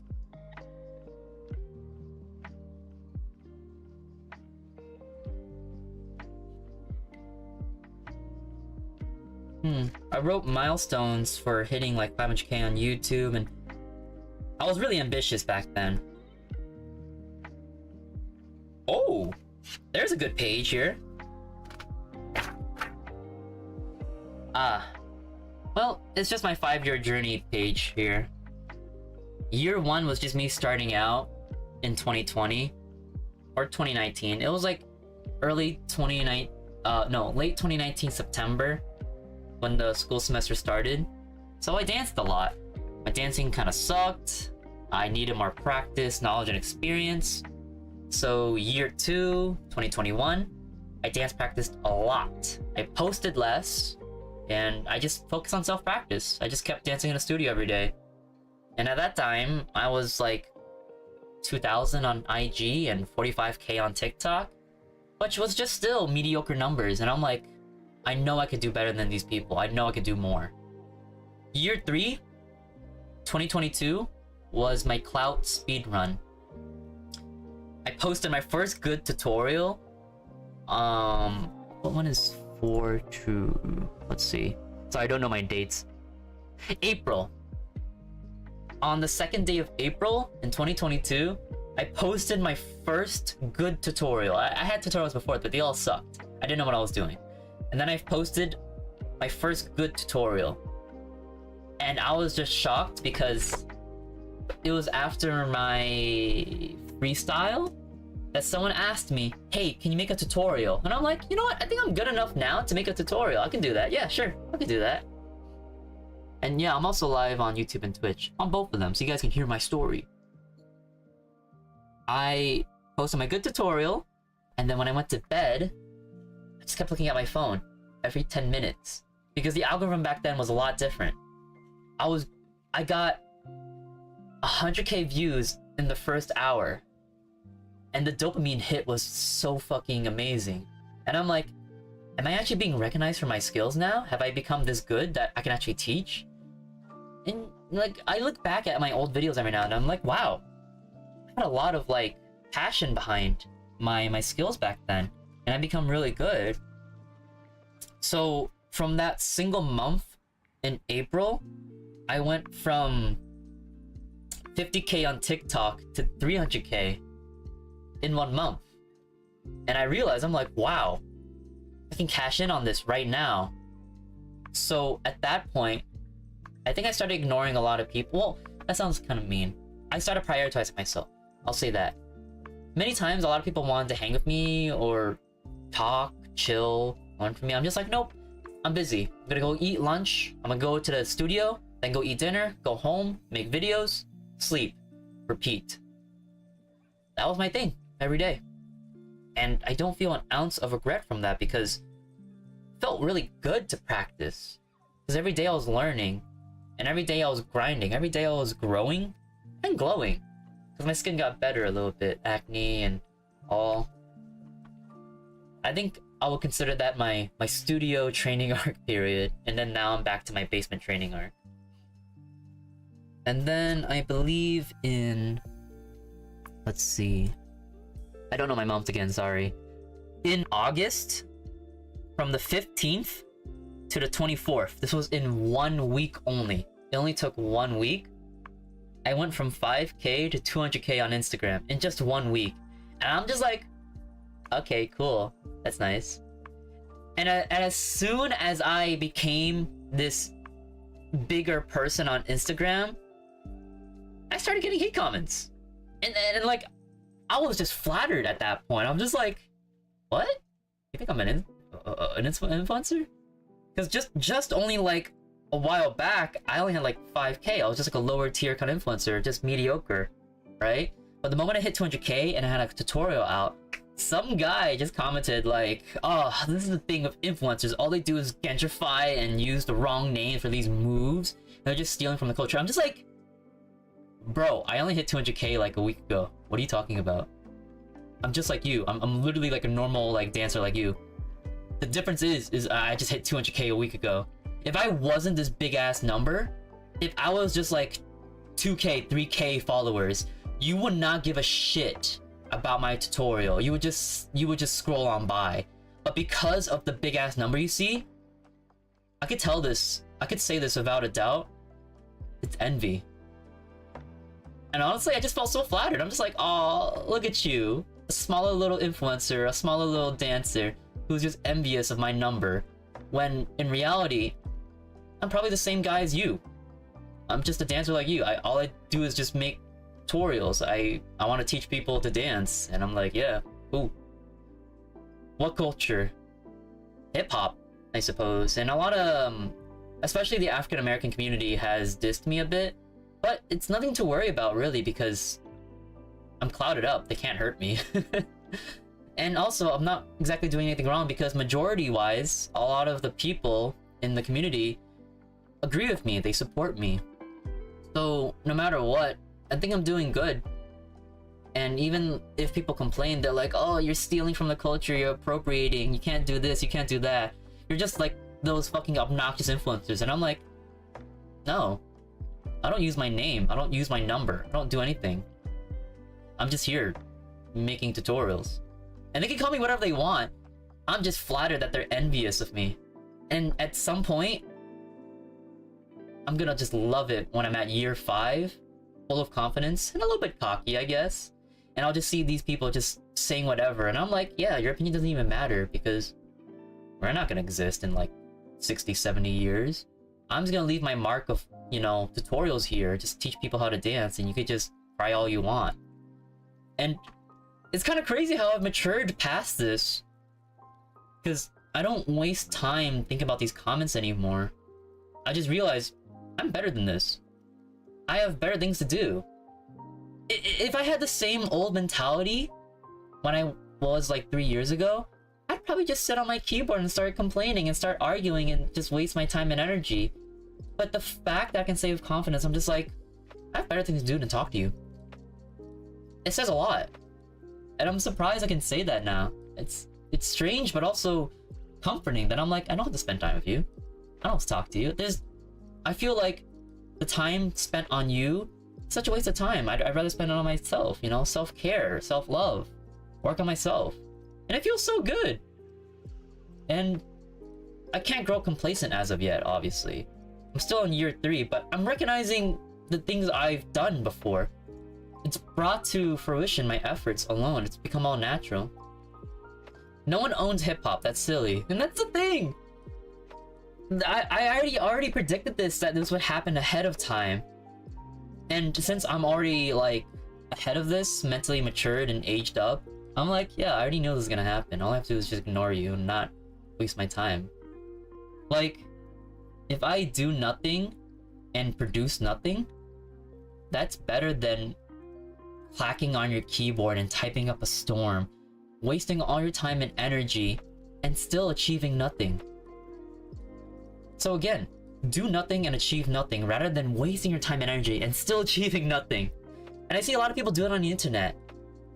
A lot of things you do on the internet can be you know, maybe it, like, compared to just wasting your time. It really depends on your time management. And if you didn't, like, you know, manage your time early on or learn that skill, then you'll just realize that you don't have a lot of time for yourself, and you just forget about yourself. You start moving on with life autonomously. Are you appropriate culture? I could be. I could be. Haha. But moving on, end results of year 3. It's actually kind of crazy. Let's see, 8, 9, 10. So, I went from 45K on TikTok in 2021. 10 months passed, and I hit 1 milli. Took 10 months to hit 1 milli on TikTok, and I didn't really feel that happy about it or prideful. I was just like, okay, what's next on the list? It's time to keep going. So then I started doing YouTube, and crazy enough, 4 days after I hit 1 million on YouTube, 1 million on TikTok, I hit 100K on YouTube, and then 1 month later, 500K on YouTube.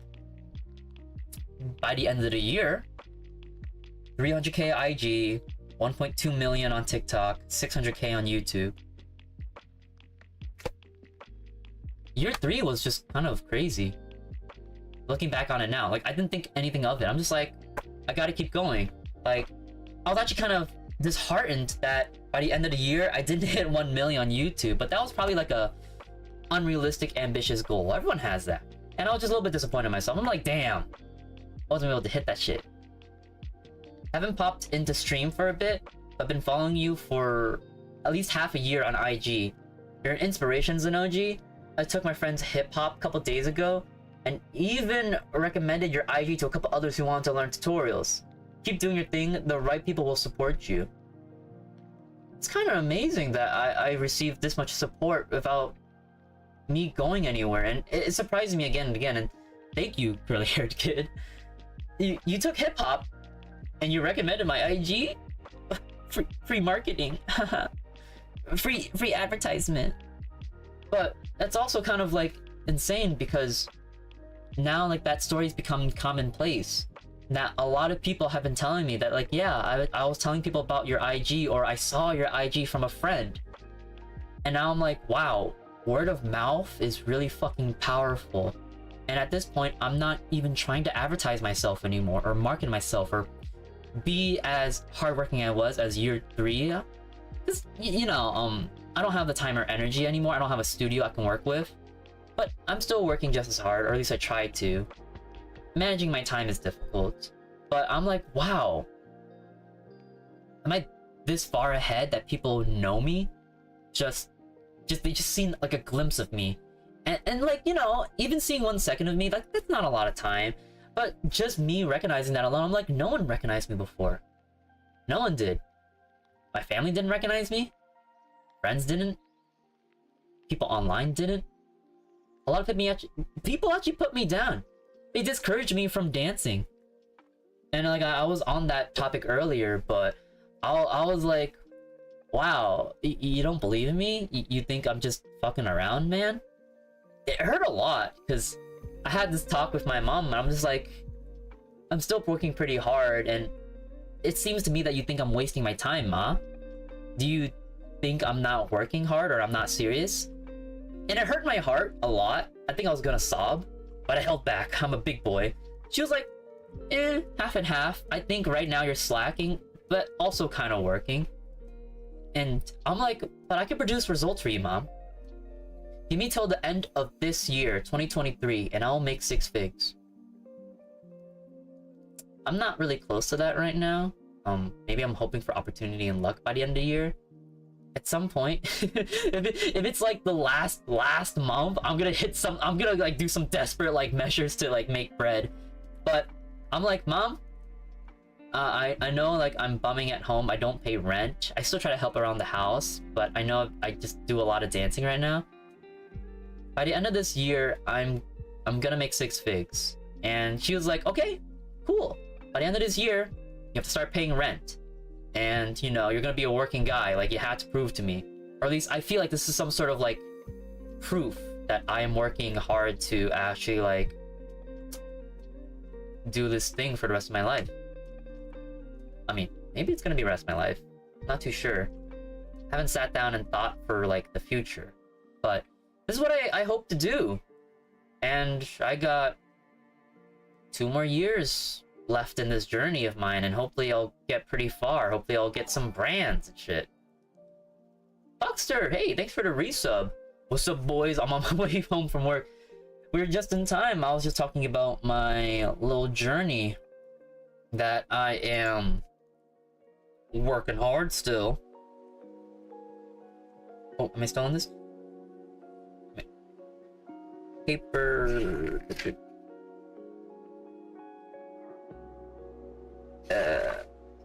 Here. Yeah. Then I'm on year 4 now. Oh, technically this is year 4. I keep saying year 3, but this is year 4, I guess. I'll recalculate this later. I'm on year 4 now, 2023. I decided to be, instead of like, I guess like the shuffle dancer tutorial guy, I'm your favorite shuffler. Ooh, big brand logo name, and that's gonna be exciting, I guess. I wrote down that this year I want to reclaim my physical and mental fortitude, reorganize my schedule and time management, because I'm all sorts of like messed up right now. I need to wake up, have my breakfast, have coffee, chill, check my socials, and then this is like a little schedule I try to write out. Excuse me. And then I would have maybe some activities. I would be gaming, working out, or practicing content. Lunch, then do activity B, have dinner, activity C. That was like a really basic like really basic schedule I set up, but that didn't really work out too well. And then I got onto the topic of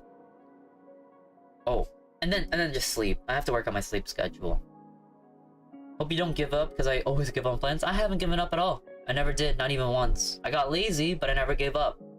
I just felt guilty that I was lazy. And then, let's see. I wrote down Monday to Friday should be focused on work activities. Which is kind of right now, you know? I'm talking to you guys. This is considered my line of work. Monday to Friday, I work, just like a 9 to 5, you know? But mine's more flexible. I can choose not to work, choose to work, and take breaks. Then Saturday and Sunday will be content-related activities or rest, and they're free days. And also, I did my Discord. I finally opened my Discord in 2023 by the start of it. I said in advance, back last year, I'm like, one of these days, I'm gonna have a Discord, and I'm gonna start doing Twitch. I'm gonna have an amazing, huge community. I'm gonna have Discord ready, open, full of friends for people to talk to each other and meet and mingle and learn more about shuffling, which I need to start working on my Discord again. I haven't been able to sit down for that, but a lot of things are coming, and I'm actually kind of excited to really sit down and really do all of my work all together, get invested into my work. And I think after my hangout with my friend, that's it. I am not gonna hang out with other people, because I want all my time for myself, and that's important for me. I think wow, I wrote some sad message here. Wonder why I was sad. February 16th. I think that's the time like I was struggling with understanding how to use Twitch, and it was a foreign territory, and I wasn't growing as much. So February 16th, I wrote, I'm not happy with myself. Like, I'm not doing enough. Progress is so slow, it feels like it's a waste of time. Am I wasting time? Have I thrown away these years? Like, all these years that I've been working towards? Have I just wasted it? Is this what I've been doing? I wonder why I wrote that. So then I had to sit down again and rework my purpose. Oh, no, don't worry. I wrote a whole essay basically, and wow, it's really written nicely. Like, you may not be able to see it because it's mirrored, but I went deep into it. I wrote a lot about purpose and understanding what I need to do for myself and as a dancer. I wrote about purpose and drive before, but if you don't put pen to paper, you'll never really organize your thoughts. And a lot of people have difficulty organizing their thoughts, organizing their time, but they don't have the fucking discipline, the time, the focus to sit down and write it down for themselves. If you took the time to organize your time and care for yourself, you love yourself a lot. You care for yourself a lot. And also, hi loves, thank you for the follow. It's a unique tool. You don't have to even journal. It could be anything else that can help you manage your time, help manage your schedule. And I've done many things to help remedy the situation because I do struggle with it.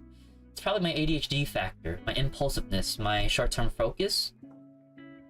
My purpose, I rewrote it all over again. My initial purpose when I had started my journey was to transform myself, give myself a new identity, because my real name isn't Zanouji, but who's to say that it isn't, right? My past self was a weak degenerate that had no willpower or self-discipline. I gave in to many temptations and became a pathetic wimp.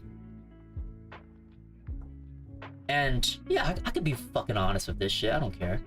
I just beat my meat every single goddamn day.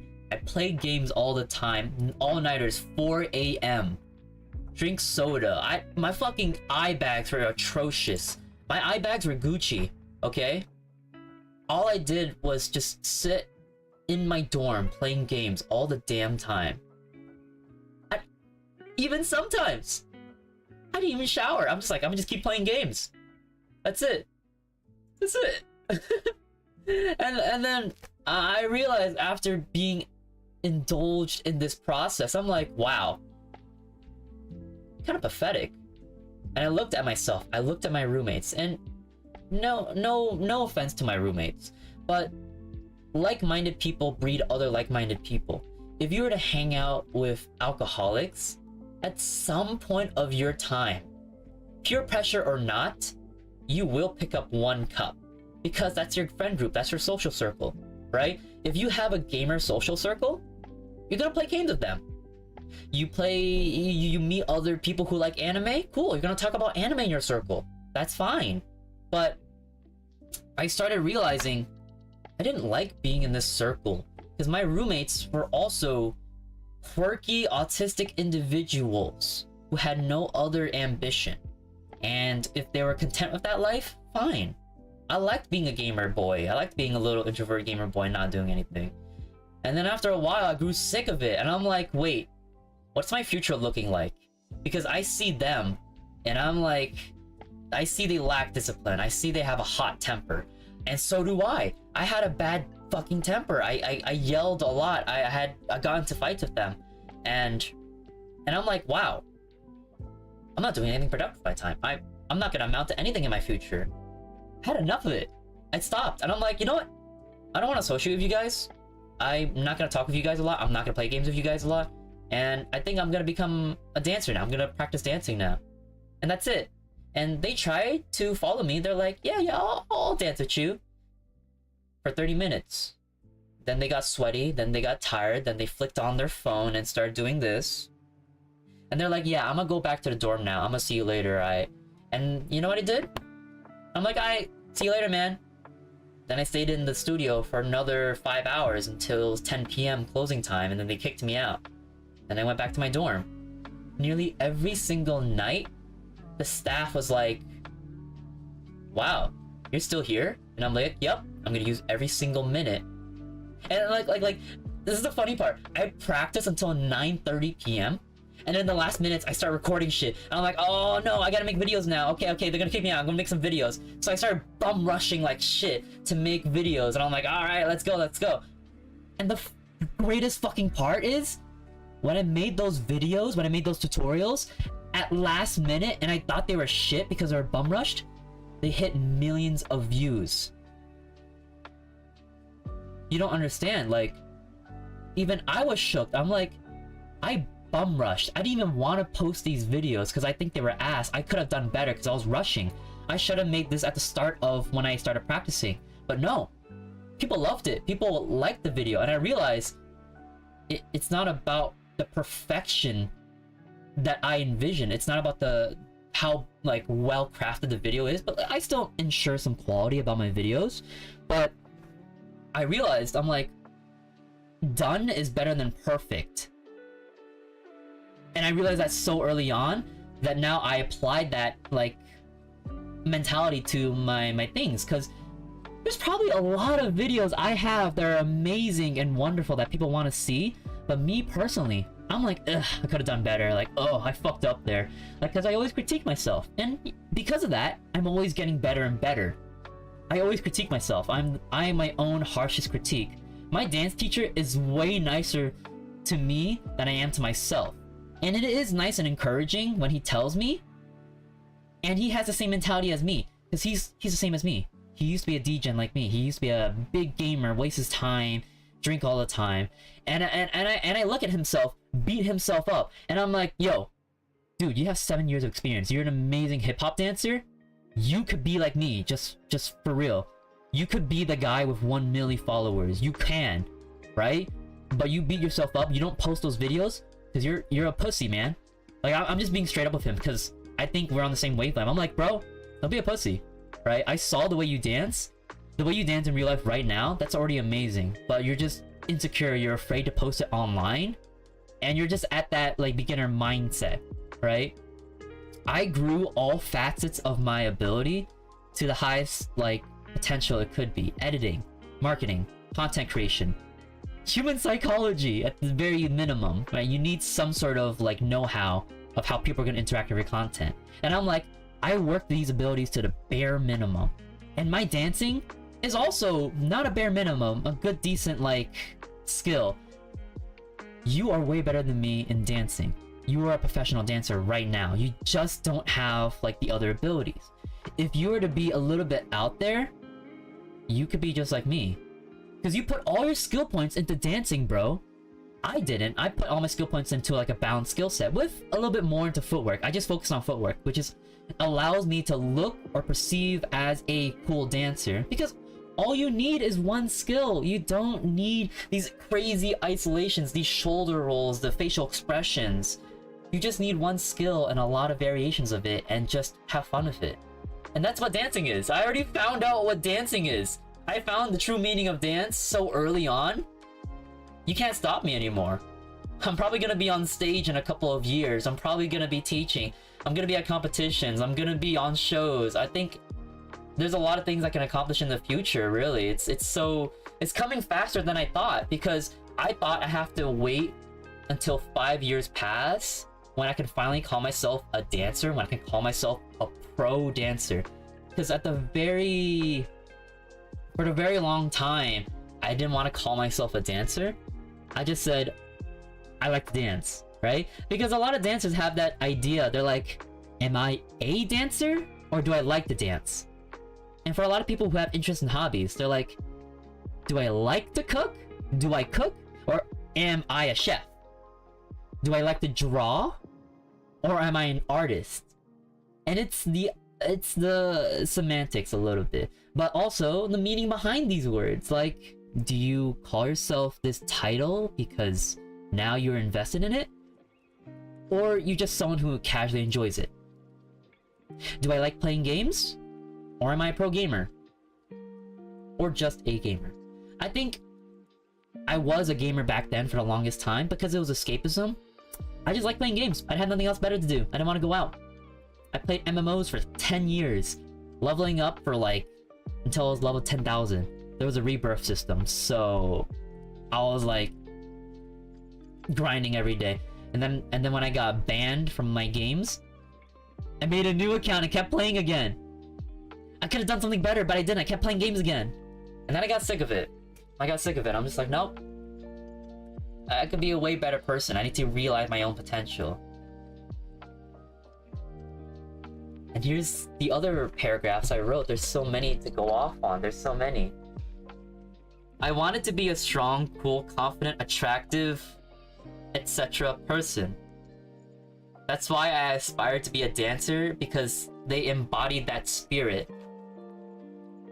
they act a little bit on stage, you know, they perform a character. Sometimes be like sassy, like feminine, sassy and feminine, or cool and masculine, looking rough and aggressive.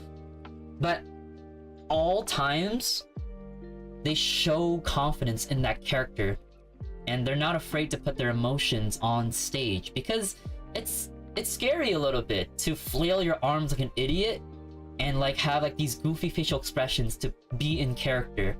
But the more you're in tune with your emotions and acting, the more confident and comfortable you are as a person. And I'm like, I want to be that guy. I wasn't this person before, but I want to be that guy. And I was getting closer to it. I assumed clout and fame would serve as external validation. My skills were recognized, but I wasn't happy. I wasn't happy with like the clout and fame, even though it was external validation. They're like, oh my god, you're that guy. And I'm like, yeah, that's me. I thought being a cool dancer with clout would make me happy, but I felt tired and lonely. I mean, that's kind of like the sad like reality of it, because for 3 years, if I don't gas myself up with all these other videos, if you look at it from an outside perspective, if you were the one watching me from outside the studio from the glass windows, all I did was dance like an idiot for 2 years, looking at myself making stupid dumb faces and like gasping for air when I collapsed to the floor. I don't know what made me happy. And then I'm like, when will I be happy? Is it because I forgot and lost my purpose? Yeah. I became a dancer out of spite. Because when I first started, and I was talking with like some other group chat at the time, they weren't even my friends. They were just like some people that I met online, because it was just like some Asian group, right? It was just out of hate. I told them like, hey, I started shuffling like a month ago and it was really fun, and I think it's a gateway for me to dance more and learn other stuff, and it's really fun. I got fit and everything, and I made a social media. I think it's really cool and fun. And you know what they said? They're like, go do something beneficial with your time. And I'm like, I don't even know you guys. And I just decided like I could like open up and talk to you guys, be like, yo, does anyone else dance here? They're like, nah, shuffling's just a trend. That's just a fad. You're just wasting your time. So I'm like, damn, bro, what's with this fucking hate? And there was even more spite because of that. There was other people who just spited me. They're like, dude, you're wasting your time. And I'm like, go get a real job. And I'm like, but I think I'm getting really good. I have like adaptability to this. I think I learned this pretty fast. Like, I think I have a gift towards this thing. Or at least I have a natural talent towards working hard and getting what I need to get. Who hex? Hi from 2 Drink Guy. It's Alex. Was enjoying, but I gotta go work. Oh, hey! Was good, Alex? Welcome aboard. I'm just talking about my little journey from here.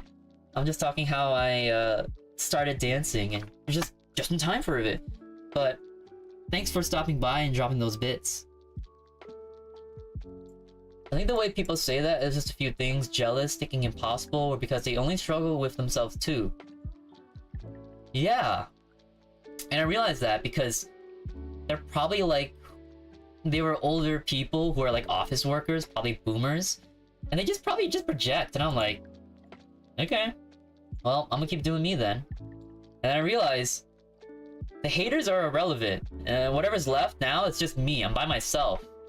If I'm not fueled by hate or disdain just to prove them wrong, because that's what I did at the start. I wanted to prove the haters wrong. I'm just like, fuck you. I'm not gonna get a real job. I'm gonna do what I want to do and become successful. And now that I'm reaching a certain point, I lost that purpose. I didn't need that hate anymore. I'm just like, wait, there's no even reason to like even continue to spiting them. I already made it to where I am now. I don't need to waste my time for that. So now I need something to actually like work towards. Not some weak and flimsy purpose that I actually put together. I need a good purpose. It needs specific details and goals. So I redefined my purpose. Going off what Arlene said, or Ari, I'll go with Ari. people project themselves onto you. The hurtful and negative comments they say isn't about you, it's about them. Yeah, I started recognizing that. Like, internally, well, why would you waste your time typing up some random hate comment when you could have just kept scrolling? And then I'll just keep scrolling. You can waste your time. I'm not gonna comment back. Maybe I'll pin up shame you. I'll let other people shame you, because my time is so fucking worth for myself. I don't have to waste my time talking to you. I'll let other people in the comments dunk on your ass. And that's like kind of, it's kind of scary. It's also fun at the same time. I shouldn't abuse that power too much, but realizing I have that power to just let people dunk on someone else and not me doing anything, I don't have to fight for myself. I don't have to fight for my own purpose of fighting off the haters that they kept telling me to get a real job and not waste my time, and they will project onto me. I don't have to even fend for myself. Other people do that for me. And I'm like, is this what internet support is? That now that I can continue moving forward as a dancer and not do anything else and not worry about... Because also, I have a wonderful mod team that takes care of the things that I don't need to take care of now. Because before, again, it was mainly just me and the boys. But I can't rely on the boys all the time because they have work, they have jobs. And this is my work, actually. So all of my time was starting to be invested in the Discord, and I realized now I don't have a lot of time for dancing, and I have to split my time a bit for this work. And then I had to redefine my purpose. It wasn't about proving the haters wrong. It was part of it. But now I don't care about that anymore. Back in the end, I will come back on them. I will dunk on them after 5 years. I'll be like, look where I am now, bitch. But I not wanted. I needed self-improvement so my future self can be happy. I have no achievements or skills that I can find pride in. I don't feel pride in clout. It's merely a byproduct of my progress. Or rather, social media manipulation. That's a whole entire separate skill. So I guess I feel a little bit of pride in it because it's still a skill. It's something I worked on. But again, it's only a byproduct of my progress. What is my real, like, objective here? So I made a new purpose, actually. I made a new idea that I formed myself around. I will be a strong, confident, well-disciplined, and happy man. I don't think I've really been happy for a long time. Sometimes I feel sparks of joy when I hang out with my friends, but when I go home, it's just same shit as always. Play games, go drink, not do anything. And then I thought, is that it? What about my future? What am I gonna do? What about in 5 years? Am I gonna get a corporate job, 9 to 5, and then live the life as everyone else has, and just go home, play games, shout at my microphone? Sure, playing games with my friends is fun, and I like being there with them. But also, I don't want to go down the same path as they do. I want to be different. And I realize I have the potential to do so because I recognize my own skills and prowess, my own mental capabilities. A lot of things are mental barriers that people don't want to cross because they're afraid. They're insecure. They want someone to hold their hand to go through this process. And in the end, they lack self-discipline because they can't sit down for more than 5 minutes and then say, yeah, I'll work on this. I'll do this. They don't. And it makes me sad when I see some of my friends, when they claim they'll do something, they don't do it. And I thought, well, what happened? You said years ago you're going to do this. I thought we're going to be better together. But no. And I can't hold people to the same standard as I do, as I learned. That people need to achieve things at a different rate, different pacing. For me, I found out my own pacing.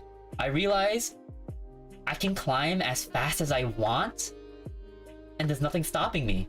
It's just myself that stops me. If I felt lazy and I sat in my bed for an hour, like, I would be in my bed, on my phone, playing some phone game for hours, just swiping until my phone burned out. Literally, my phone would overheat in the summer, and it's hot as hell. It's like 80 degrees in the dorm room, and I'm just on my phone playing the same phone game, and my other friend is just like playing another game too. I'm just like, after 6 hours, my phone burnt out, and I'm like, yeah, no, that was pretty fun, yeah. Okay, time to go dinner now. That's it? That was my day? What am I gonna tell you about my college days? What am I gonna tell my kids? Yeah, back in the day, your dad? Yeah, I just played on my phone until 6 hours. What if that's my fucking kid? What if that's my kid? And I realize even further down the line, down the future, I want to raise better kids than my parents have. Of course, my parents are not perfect. They had 4 kids, and they're workaholics. Sometimes they made mistakes, sometimes they didn't, but they tried their best. And we didn't grow up the best way we could. And as a first-generation Asian American, for my hardworking parents, I want to raise better kids the way they raised me. Continue the legacy. And I want my kid to have more options than me. Because I had the options in front of me, but I was lazy. I didn't have a lot of parental guidance. And at some point, when I became a young adult, when I was 18, I was supposed to turn around and have self-discipline. Because my parents were like, okay, you're going to dorm by yourself, you're going to college, goodbye. But you need to, you know, be more disciplined. Like, I fear that you're still going to be a man-child. And they were right. My family was right. Like, I was still immature. I didn't work as hard as I could. I didn't get good grades. I just kept playing games because I was just afraid. I didn't know my skill set. And I found out I'm not good at academics, and I don't have to be. I found something different because all I did was like, yo, fuck school. I'm gonna go be a dancer now. And everyone thought I was like, are you fucking stupid? Are you crazy? You don't even know how to dance. And I'm like, yeah? Fuck you. See me in 3 years. And things already started changing within 1 year. I got really good at dancing. This one girl who was a professional hip-hop dancer, even though I only had 1 month of dance skills, she looked at me and she's like, wow, that's pretty fucking cool. And I'm like, you think I'm cool? I'm wearing this white shirt that is nearly translucent. I am chubby fat. I'm skinny fat. And you can see it's like full of sweat. If I did this and then flicked it, a mist of sweat came out. I look disgusting. That wasn't even attractive. Okay, don't even think that like I look like now. Okay, if I was sweaty now, sure, I'll look a little bit cool, translucent, whatever. Yeah, no, me, skinny fat, riddled with acne, shitty hair. Don't even try to like fight through this chat. I look disgusting. I was a little sweaty nerd that was heaving breath. I was like, and just trying to dance. So I just really wanted to achieve my goals.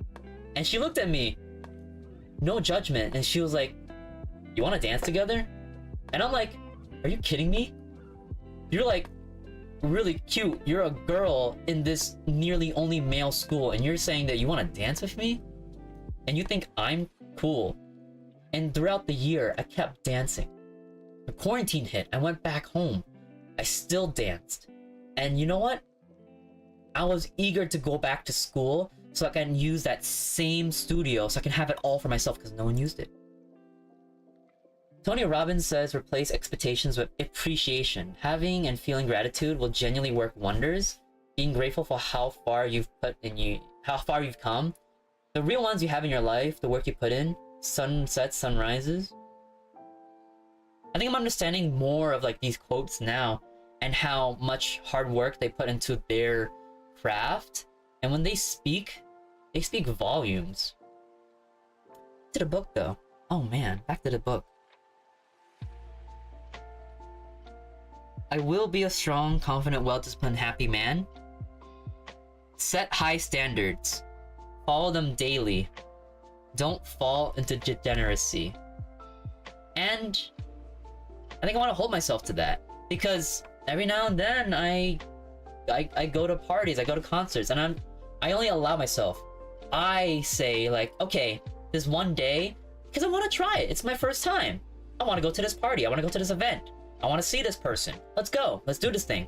And I did. And I enjoy myself so much, and I'm okay with that.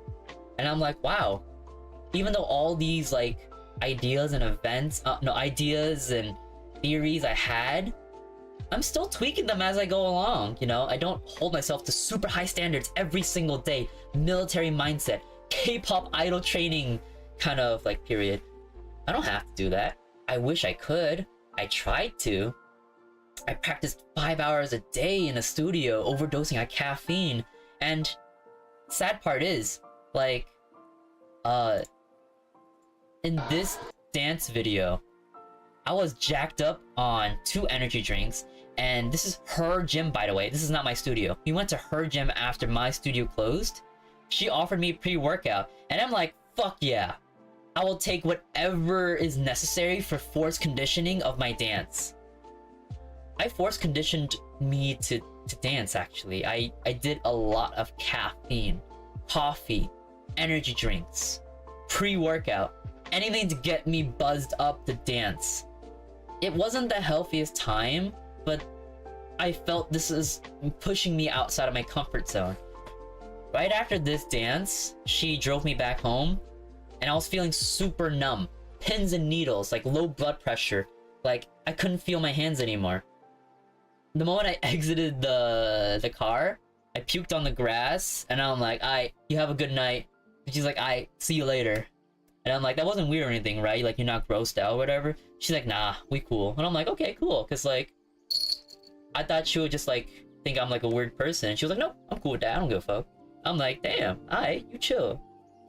And even now, I still think about her. I think about going back upstate to dance with her and just showing off to her how much I improved and how much she inspired me in the beginning, just dancing with me once a month, because she said, I don't really dance often.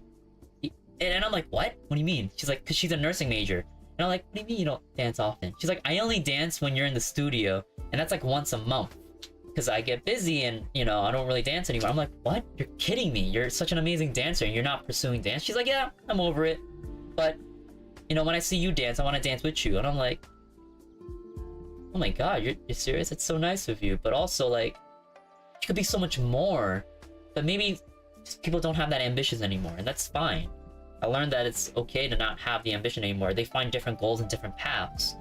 And no matter how good they are at a certain craft and they could pursue it, they don't want to, and they have different like choices in life. And that's for me as well. I choose not to party as much. I choose not to show off my dancing like that. I choose not to go out. I choose not to hit on girls. Because my brother-in-law keeps telling me, yo, Zan, go hit on that girl, go talk to those girls. And I'm like, no, I'm not interested. I don't really care. They're like, he says, what are you, gay? And it irritates me a little bit. I had a talk with him. I'm like, yo, I don't appreciate you calling me that time and time again. I told you, I just don't want to waste my time talking to girls, nor pursuing relationships. Socializing, sure, but I'm not interested in pursuing. Because I'm fine where I am right now. I'd rather keep dancing and, you know, practicing. During the cruise I was on, I partied a lot. I had fun. At the same time, I'm a little bit regretful that I didn't have a lot of dance videos in practice. But balance on all things. Next time I'll practice more. Congratulations, Jen. You're blinking manually. So, setting high standards. I tried many times to set these standards, but was not consistent due to my lack of discipline. This guy took 3 days to start dancing on the cruise. Just enjoying hanging out. Alright, gotta go now. Thanks for stopping by, bro. Bye. What I needed was drive. Because if you try to set standards and you think, oh yeah, I'm gonna get super fit in 1 year, so I got a membership, but you'll probably never go. You'll probably never go to the gym every day. Just because you buy the membership doesn't mean you'll go. Okay? Just because you buy like a really nice shiny carbon steel $200 carbon like walk doesn't mean become your master chef. Just because you buy running shoes doesn't mean you go out for jogs. Just because like you decide to buy a shit ton of expensive gear doesn't mean you'll do your goals. Okay? Like, doing anything doesn't require you to even buy equipment at times. It's your drive, it's your passion, it's your discipline. And I didn't have a lot of discipline in me, and I know mentally and psychologically it's already hardwired into me. I'm a lazy person. I know that for a fact, and I have to work around that. I love scrolling through my phone, I love eating chips and drinking soda, I love doing all that shit. So once I get into that habit, it's already a habit for me. I didn't go to the gym consistently. I did dance consistently because I was really like driven to do so. But what about everything else? I didn't do everything else. So my drive was I needed to prove to myself and my family that I'm serious. Because my family always looked at me like I'm a man-child because I play games all the time. I was a crybaby. I'm like, no, I don't want to go out. No, I don't want to work. Or I don't want to do these responsible things like an adult. And I look back at myself and I'm actually ashamed, but also glad that I decided to finally beat myself up and do some shit and become better. Because it's a serious, like, matter that I haven't proved myself to my family or myself. Like, family and my own care should be priority. I didn't prove anything to my family, nor actions or words. The words I said to my family was like, yeah, I'll do it later. Yeah, give me some time. Yeah, I'll do it later. Don't worry about it. Yeah, I'll do it. Yeah, don't worry about my grades. I'm working through it. I'm just grinding, whatever. But in reality, I'm just playing games and just fucking around. Not even talking to anyone. And why even prove to my family if I'm not proving shit for myself? I didn't even believe in myself. Even though I can achieve a lot of things, which I started noticing, because when I started going to the gym, because I was getting chubby, I noticed I made really fast progress, really good gains, and I'm just like, wait, did I get stronger? Did I become a little bit more handsome, more attractive, because I lost some weight and my face cleared up a little bit? Did I do that for myself? And I got ahead of myself, and I'm like, oh yeah, I think I can do this, you know? And I got a little bit complacent, and I let myself go. Quarantine hit. I got sad again, and I'm like, damn, I made such good progress before. I actually had like mini abs, and I've never seen that before on myself. I never seen these physical changes on my body that I think I could accomplish with a lot of sweat and tears. And I'm like, wow, maybe I can work out and become like super handsome and strong. So I wrote down these standards for myself, and I may or may not follow them completely, but I try my best. I wrote down no fap. Come on, we're mature here, right? For a lot of male Americans, you probably beat your meat a lot, don't you? Probably waste your time. It's a thing. I think it's rather, do you think it's a bad thing for you? Do you waste a lot of time? It's a chronic. Do you do it all the time? Is it a coping mechanism for you? And yeah, it is for a lot of people. A lot of introvert gamers who are insecure, who have no confidence, who don't talk to girls. They'll beat their meat. It's pseudo-sexual intimacy and a lack of self-discipline. Because you're just pleasing yourself because you're afraid of displeasure. You're afraid of being alone with your own thoughts, and you just decide to pleasure yourself. That's the way you distract yourself. And I'm like, no, enough is enough. I've had a lot of bad habits, and I need to come clean already. And I want an aesthetic body as a high standard, self-discipline and pride. Something that like I could be prideful in and realize I built this shit out of discipline, nothing else. And I got to do that, kinda. And the way that I would achieve that is training hard and go to the gym 4 to 5 times weekly. I didn't really go to the gym 4 to 5 times a week, but you know, I still make progress. That's cool. I still make progress. Then there's dance practice. Self-practice at least 5 hours weekly, which still is prominent. I still practice at least 5 hours a week. That counts from like dance class or dance collabs when I'm streaming, or just dance practice. But I think the most quality dance practice is when I'm fully focused in my own work, no breaks, and I'm dancing all by myself in my basement. That is the best progress I make, because I'm not distracted by anyone else. And I have other standards I've written. There's a lot of stuff. Wow. Like, look at this shit. It's written all to the fucking max. No mindless scrolling. Okay, that's a productive productive issue that I had on hand. Stop doing that shit, okay? If you want to be a better person and you don't want to entertain yourself all that time, because what are you gonna do with 1 hour of cat videos in your head? Nothing. But, you know, if you're tired after work and you just want to relax and give your mind a break, sure, go ahead and scroll your videos. That's okay. That's fine. But it's okay to mindlessly scroll if you're having a bad day, if you're having a rough day.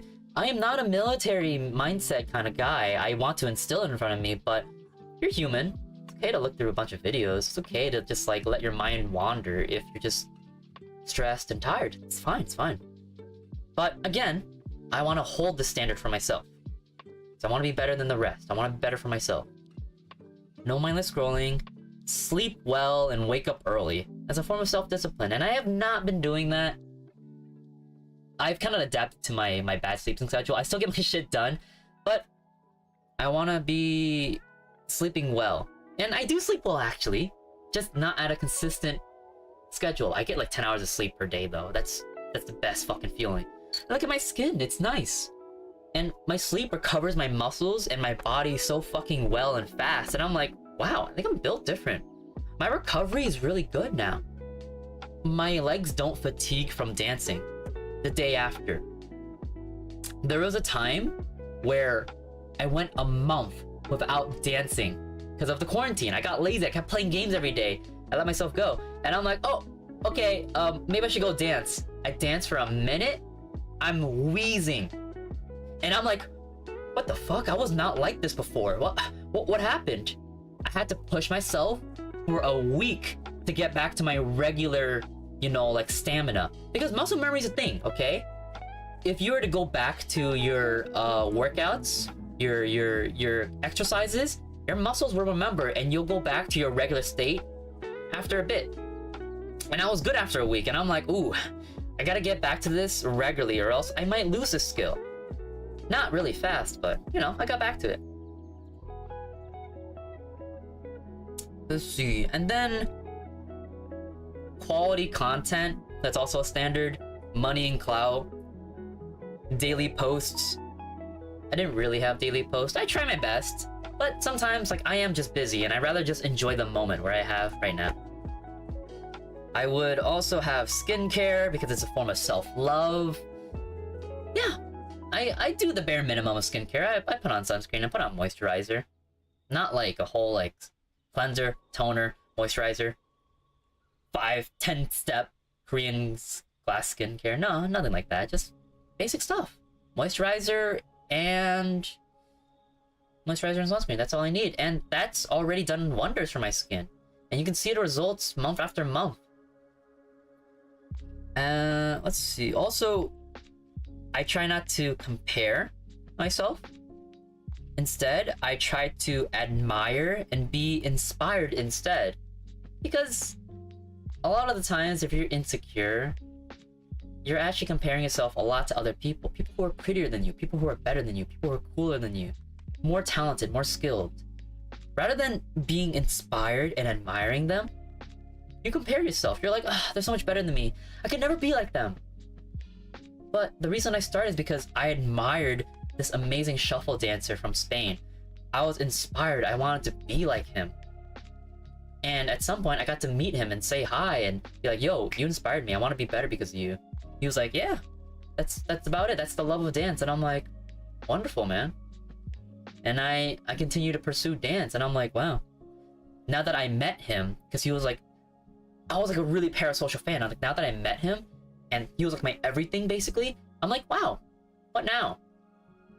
I think there's other stuff I need to do now. Now I have my own fans. Now I have my own community. Now I have people who look up to me. People who admire and are inspired by me. And I'm like, you're inspired by me? Me? I haven't done anything. Kind of like an introvert gamer. Well, not anymore. I don't think I can even call myself that. At this point, I don't think I'm even an introvert gamer anymore. I say this for the longest time, but I think I'm an extrovert dancer at this point. Or, no, I think I'm still an introvert. Maybe an ambivert. But, you know, I've changed a lot. It's crazy.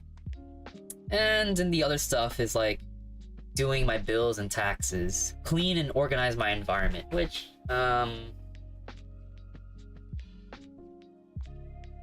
I should be making my bed every morning, but I'm kind of lazy. I wake up at 1 p.m. I'm sorry, guys. I wake up at 1 p.m. Also, I might have been drinking yesterday and I slept at 4. But you know, I'm still on that grind. I still do things. And there's a lot of things I want to do around the house because my mom and dad and me. It's 3 of us in the house. But my mom is in her home office doing her work. My dad is doing work as well. And I'm doing work as well. And I get irritated then when we don't clean. And I'm like, we need to clean. And I'd like if we do it together because it would help so much that we can all do it together. And then my mom wants things a certain order. So I'm like, okay, you know, let's do it together, you know, because I know you're busy and I'm busy. But if we manage our time and communicate, we can get things done. And I realized, wow, communication and time management go a long way, even for family. So, you know, the better you manage yourself, the better you can manage your family and manage other relationships. Also, Felvu, thank you for the follow. Was that Faye? I think it's Fel. Yeah. And I wanted to read weekly, but I never touched a book since then. But that's fine. It's not like I can... Oopsies. It's not like I can actually achieve all my goals right away. But I achieved most of them, and that's fine. I'm okay with that. And the end of 2023 goal, I want to be able to... Oh, this is a tough one. I want 10K per month. I want driving skills, because I haven't practiced driving in a long time, and driving's pretty important. I might toss that one goal away. I want a strong body, durable, competent enough to actually maintain stuff, and hip-hop proficiency. And I think I'm getting decent at hip-hop. And some of these skills are coming in pretty fast. Not the 10K part though. I hope so. That's just a really delulu ambitious goal by the end of the year. That's what I'm hoping for. Of course, you come from a long way. The way you dance is very inspiring. Since I'm not that good of a dancer, seeing your vids give me hope that I can be better at it. And you can! All I did was say to myself, I want to be a better dancer, and I'm going to keep doing it. I didn't even spend a lot of money in the start. Did you guys know? I started off as self-taught. I didn't spend a lot of money. I didn't make a lot of money either. All I did was just spend 5 hours in the studio every day, drink coffee from the cafeteria, and get some energy drinks. That's all I needed. That's all I fucking needed. And then, you know, my biggest investment for content creation and making money now? My biggest money maker was the smallest investment and the smartest thing I've done for myself. I bought a $20 pair of red and blue socks. Well, it started off black and white because I wanted a Black Friday haul from Adidas, 50% off. I'm a penny pincher, so I bought my clothes half off or only on sales. And then after a while, I'm like, wait, I think I have a bright idea. I'm gonna buy red and blue socks and dance in them. My views went up, my engagement went up, my money started flowing. All of my platforms started blowing up in that 1 year, as I said before. And you know what happened? I just kept going. And because my investment in socks, that was it. Can you imagine how fucking stupid and silly that is? And yet I made that fucking leap that no one else did. No one fucking wears red and blue socks. No one does that for dancing. It was such a simple fucking idea and no one did that. And now I have people who are copycatting me. But I feel a little bad for them because you can't really copycat me that well. You can't do the little sock thing. You can't do the tape cross thing. They don't even understand the meaning behind it. You can try to copy someone else's language. You can say another word in their language, but your pronunciation could be terribly off. You don't even understand the meaning behind it. You can say things like, you know, konnichiwa, right? But you probably can't pronounce it properly. You probably don't even know what it means. And that's what people are doing when they copy my format. They do the little tape cross, and yet they don't step on it to show depth of the field. Okay, that's the idea behind the tape cross. You're supposed to step on it so you have a little grounded area for your video. If you're not on the tape cross, the camera's distorted, the angle is a little bit off, people can't see where your feet are that well. And the color-coded like feet are supposed to like show which foot is which. They're not even wearing like bright colored socks, and everything's half-assed, and I just feel like, wow, you don't understand the meaning behind like the things I do. And Landy, yo, what's up? Thank you for the raid. I didn't get my thing going off for some reason. There should have been like a sound thing. That's strange. What's going on, bro? I'm talking about my little journey around here. I'm curious about the red and blue socks. Do you mind telling us what was it about? The red and blue socks is essentially, I started off with black and white, but black and white don't show that well on camera. It's not a very bright color. But when you have a very bright color code, people can see your feet. And I know a lot of TikTok is Gen Z and autistic and also dyslexic as fuck. And they have a short attention span. And I already knew how to market towards that kind of people, because I met many people like that, and I know how to grab their attention. And I'm like, oh yeah, shiny colors, bright shiny colors, simple and easy to read instructions. Teach them like they're 5. And I learned this from a lot of other people. Like I learned these marketing tactics, the way to teach and communicate with other people, from other creators. They told me how to make tutorials. Little tidbits. You should do Amazon affiliates for the socks. I want to buy them and support you. Oh my fucking god, yeah. Maybe I will. Amazon affiliates don't actually make a lot of money, but it's still a sizable income. It's a sizable income. It's not a lot though. But I could probably make money from it. But yeah, I learned a lot from other people, and I don't forget who they are. And I will reference them if needed, because my tutorial format, some of the fonts, some of the layouts, I grabbed it from another video. And the tape cross, I think I got it from somewhere. Maybe I did, maybe I didn't, because some dancers use it. They have a very intricate, like, it's not even a cross, it's a square, it's a whole ass grid, 3x3 grid. And I'm like, I don't need all that much.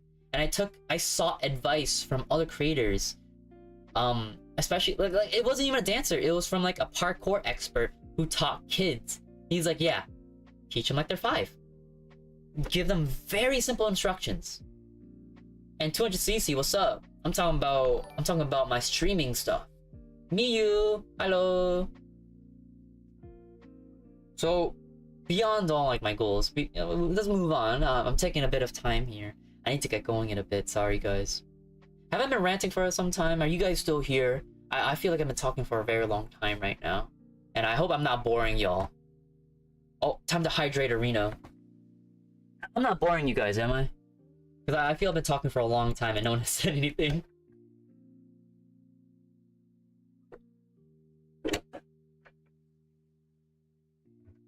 Oh, it's not boring?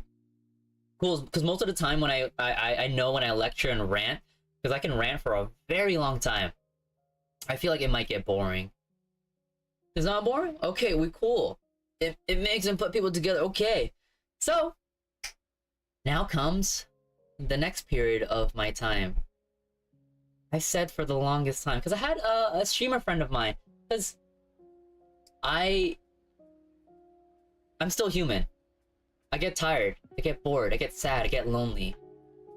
Every day after the studio at 10 p.m, I couldn't play with my boys. I couldn't game with them anymore. Maybe once in a while when I indulge, but I know I started playing less and less with them because I had things to do. I had to edit my videos, and that takes time. So during the time I was editing my videos, I would also watch a stream. And my favorite streamer, Kiatorin, or at least just someone who was like very chatty. She was always probably like, it's like a business smile, probably professionalism, But also, she said she genuinely enjoys being off stream. And I think I started to understand the concept of it. If you're wondering, this is her at. Okay. Oh, excuse me. Posted it right there. I watched her nearly every night. 10 p.m. after like dancing so long. I'm just tired. And sometimes I would talk in her chat and she would actually respond to me pretty fast. And like, in a like respectable manner, to feel like I'm actually part of like, you know, the conversation, which is good streamer habits, you know, responding, good response time, cheerfulness, making sure like the viewer feels at home and they're not, you know, alienated. And she made me feel like more comfortable, which I'm not afraid to say or even scared to say. And I'm like, I'm not able to play games right now. And Captain, I've been feeling really sad that I can't play with anyone else. And right now I need to go work, but right now I'm also talking with you and just doing my work and checking my socials. And it was a good time every now and then. And I said a lot. I'm like, yo, Captain, you're my favorite streamer. I'm gonna be just like you in the next year. That's how I feel when I watch your streams of a long day of work. And I'm glad I can actually like, you know, mirror her image in a sense. Because my redemptions were just pulled from her shit. I did like the nya and ara shit from her. But I'm like, oh, but that's not really me. I just pulled that as a template. That was just like my little like placeholder. And now that I've become like my own streamer, I've had my inspiration from her. You know? And she was like, oh yeah, I think you can also be a streamer as well as Zanouji. You know, you can also become streamer kid. And I'm like, oh shit, you think so? I don't know what the fuck I'm doing, and also I'm afraid. But I still went with it. So, after all this time when I said I'd become a streamer, it's been like 2 years now. I finally started in January. January 13th, 2023. Basically in the New Year's. I started having New Year's resolutions for myself, which were cheesy. Yeah, they were corny as fuck, but I did write something for myself. I wrote shit for myself. I'm like, yeah, I'm gonna do this shit for myself. I'm gonna have these New Year's resolutions and I'm gonna accomplish them. While they're not really concrete, they're not very specific, they're just little small ideas and goals for me to achieve. And I wrote down things like, I want 100k followers. I want 1 million uniques, 5k subs, something sustainable for income, and it should be my full time. I want 2k viewers, average. But I think it's a far goal, but I think I will achieve it at some point. Maybe by not the end of this year. Maybe not. I thought I could do it in a year. And there's a lot of things I push myself to do within a year. Because I get very serious about my yearly goal, my yearly resolution. And if I don't achieve them, I feel guilty. I'm like, wow, I thought I could achieve it. I didn't reach my own expectation. Maybe I'm not that guy. Maybe I was ahead of myself. Maybe I got cocky. But again, I didn't feel that downhearted. I was just like, you know what, fine, fuck it, next year. I'm gonna keep doing this shit. Whatever. And now, I'm getting close to 1 million on YouTube, even though I thought I hit 1 mil last year. I'm getting close to it. Maybe in a couple months, I'll hit 1 milli. But I'm a little bit easier on myself. I'm like, nope. If I didn't have the time to do so, that's the far as I go, okay? Because I can't control everything. You can't control the algorithm as much as you'd like to. You can only control the things that are in your circumstances. I can control how much content I put out, how many videos I make, how well I edit them. Am I working out constantly? Am I dance practicing constantly? These are the things within my field of vision that I can control. I can't control what people comment. I can't control if people watch my video or not. And I can't control anything that's not me. But I can control the way I react to things. I can control things I do by myself, right? And I'm like, wow, the more power I have over my mind, the greater I become as a person. And I'm like, oh, it wasn't that hard to begin with. I just needed some faith in myself. Granted, still, it's hard to break free from your bad habits. But I broke through from them. And a lot of these goals now I have achieved. And in the end, my stream should benefit dance. Because that was my original goal. That was my original intent. I'm still a gamer. I still want to be a gamer. Maybe in the end, when I finally complete my journey after 5 years. But now's not the time. Now's not the time. Have a pleasant rest of your day, Zan, and everyone and anyone. Thank you for stopping by. And I look towards like other big popular streamers who are also just gamers or doing whatever, and I see their success, and I compared myself a little bit, and I thought, oh, why can't I be like them? You know, I want to be like them. I should be. You know, I have so much clout. Why am I not making it this far? Because I was comparing myself. If I put my energy and my mind to someone else and compare myself, rather than using that time and energy for myself, it's a waste of time. What I should be is just analyzing their technique and using what they do, rather than be like, oh, they're so much better than me, I can't be like them. What am I doing wrong? It's not what I'm doing wrong. It's more of what I should be doing for myself. Like, I'm not doing anything wrong. Like, even now, I'm not doing anything wrong. A lot of the times I thought I was doing something wrong, but I'm doing things right. It's just, I'm at a different pacing, a different timeline from them. I'm on a different train going somewhere else, and they're already on like an express. They're on express train to like fame and fortune. And me, I'm on a local train, and I'm still, you know, working on stuff, working on myself, and there's other things I need to do before I achieve this massive fame and fortune. And I don't have to really focus on speed running all this fame and fortune, because I know in the end I'll have it. But I know the hard work right now comes first, not all this external like circumstances like fame, clout, big numbers and metrics. How many views do I get? How much money can I make? Right now I'm making decent sustainable income that is enough to pay for my food, my events, my interests, my Uber, so I have convenient rides home, and my classes and my gym membership.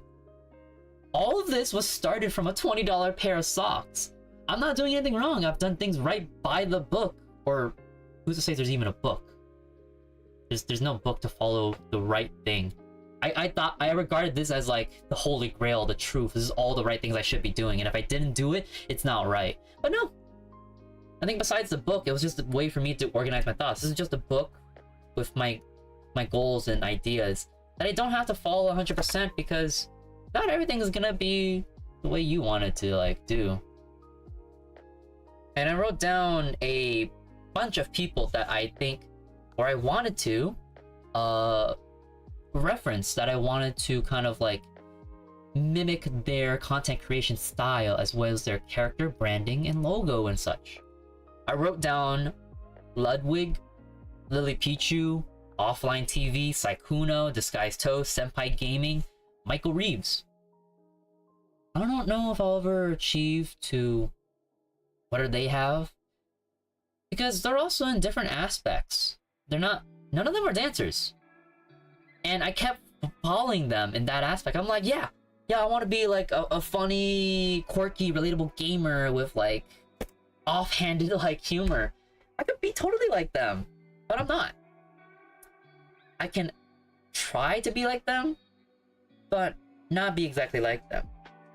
They have good, like, successful mindsets. And I realized with my skill set, I'm unique. I don't have to be a cookie cutter image of them, because that means I'm holding myself back. I could be myself and be unique and actually grow my own audience that way. And I kept thinking about it. I'm like, wait, I don't have to keep, like, you know, referencing these people and try to be like them and model their success route. Maybe I could take some inspiration, which I've been doing for some time now. I've been putting together multiple inspirations and then combining them into my own character and becoming unique.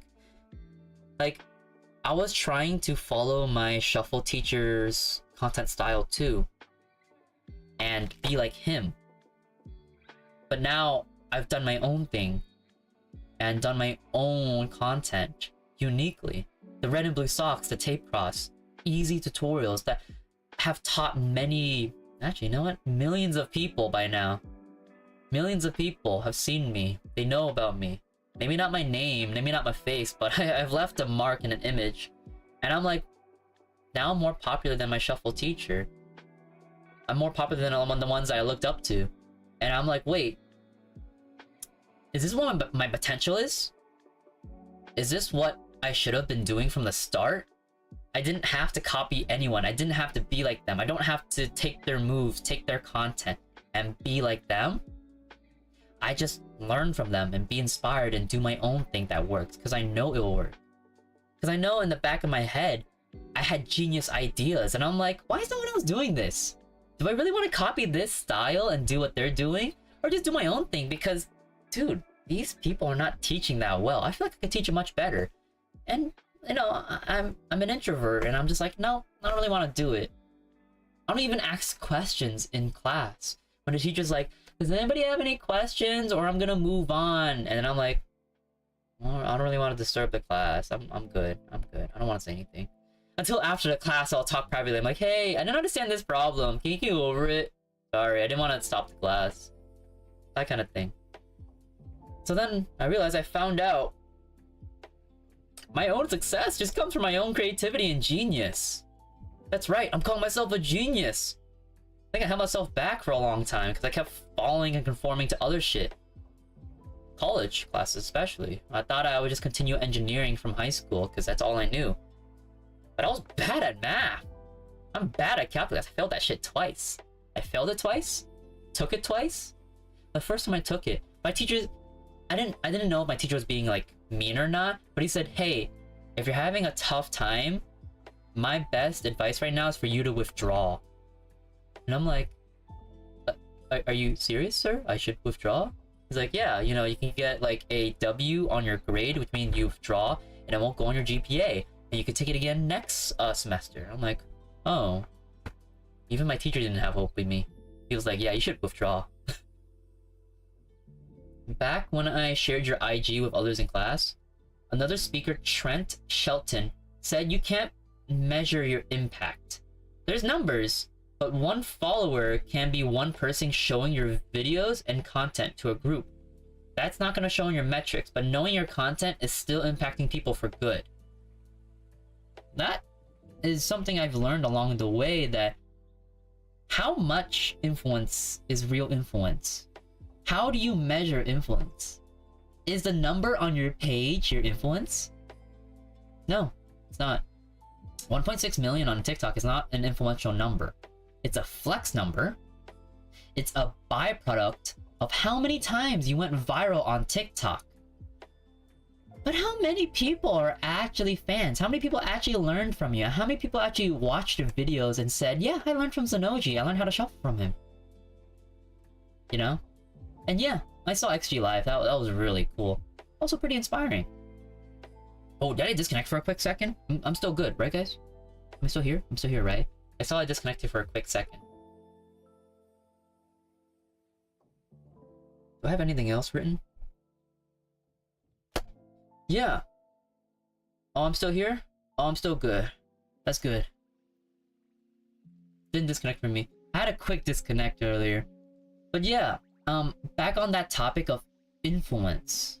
I think I wrote something about that actually. But I'm running out of time right now. I had a lot of time. I had the thought of 1,000 true fans, right? No matter how many people you have following you or supporting you, all you need is 1,000 true fans to make a living and become a successful creator. Some person can have 5K followers, but if they have 1,000 people buy their product or follow them and just, you know, donate or subscribe for $1 a month, that creator is making 1K a month. And that's not too bad, but they could be a lot more. They could maybe do like $5 a month for a subscription. Those 1,000 true fans who really do believe in their creator, that person would make 5K a month. And I realized that now. I'm just like, you can go viral and be broke. Viral video? Is it personal? You have to make them follow you for years. Don't chase virality.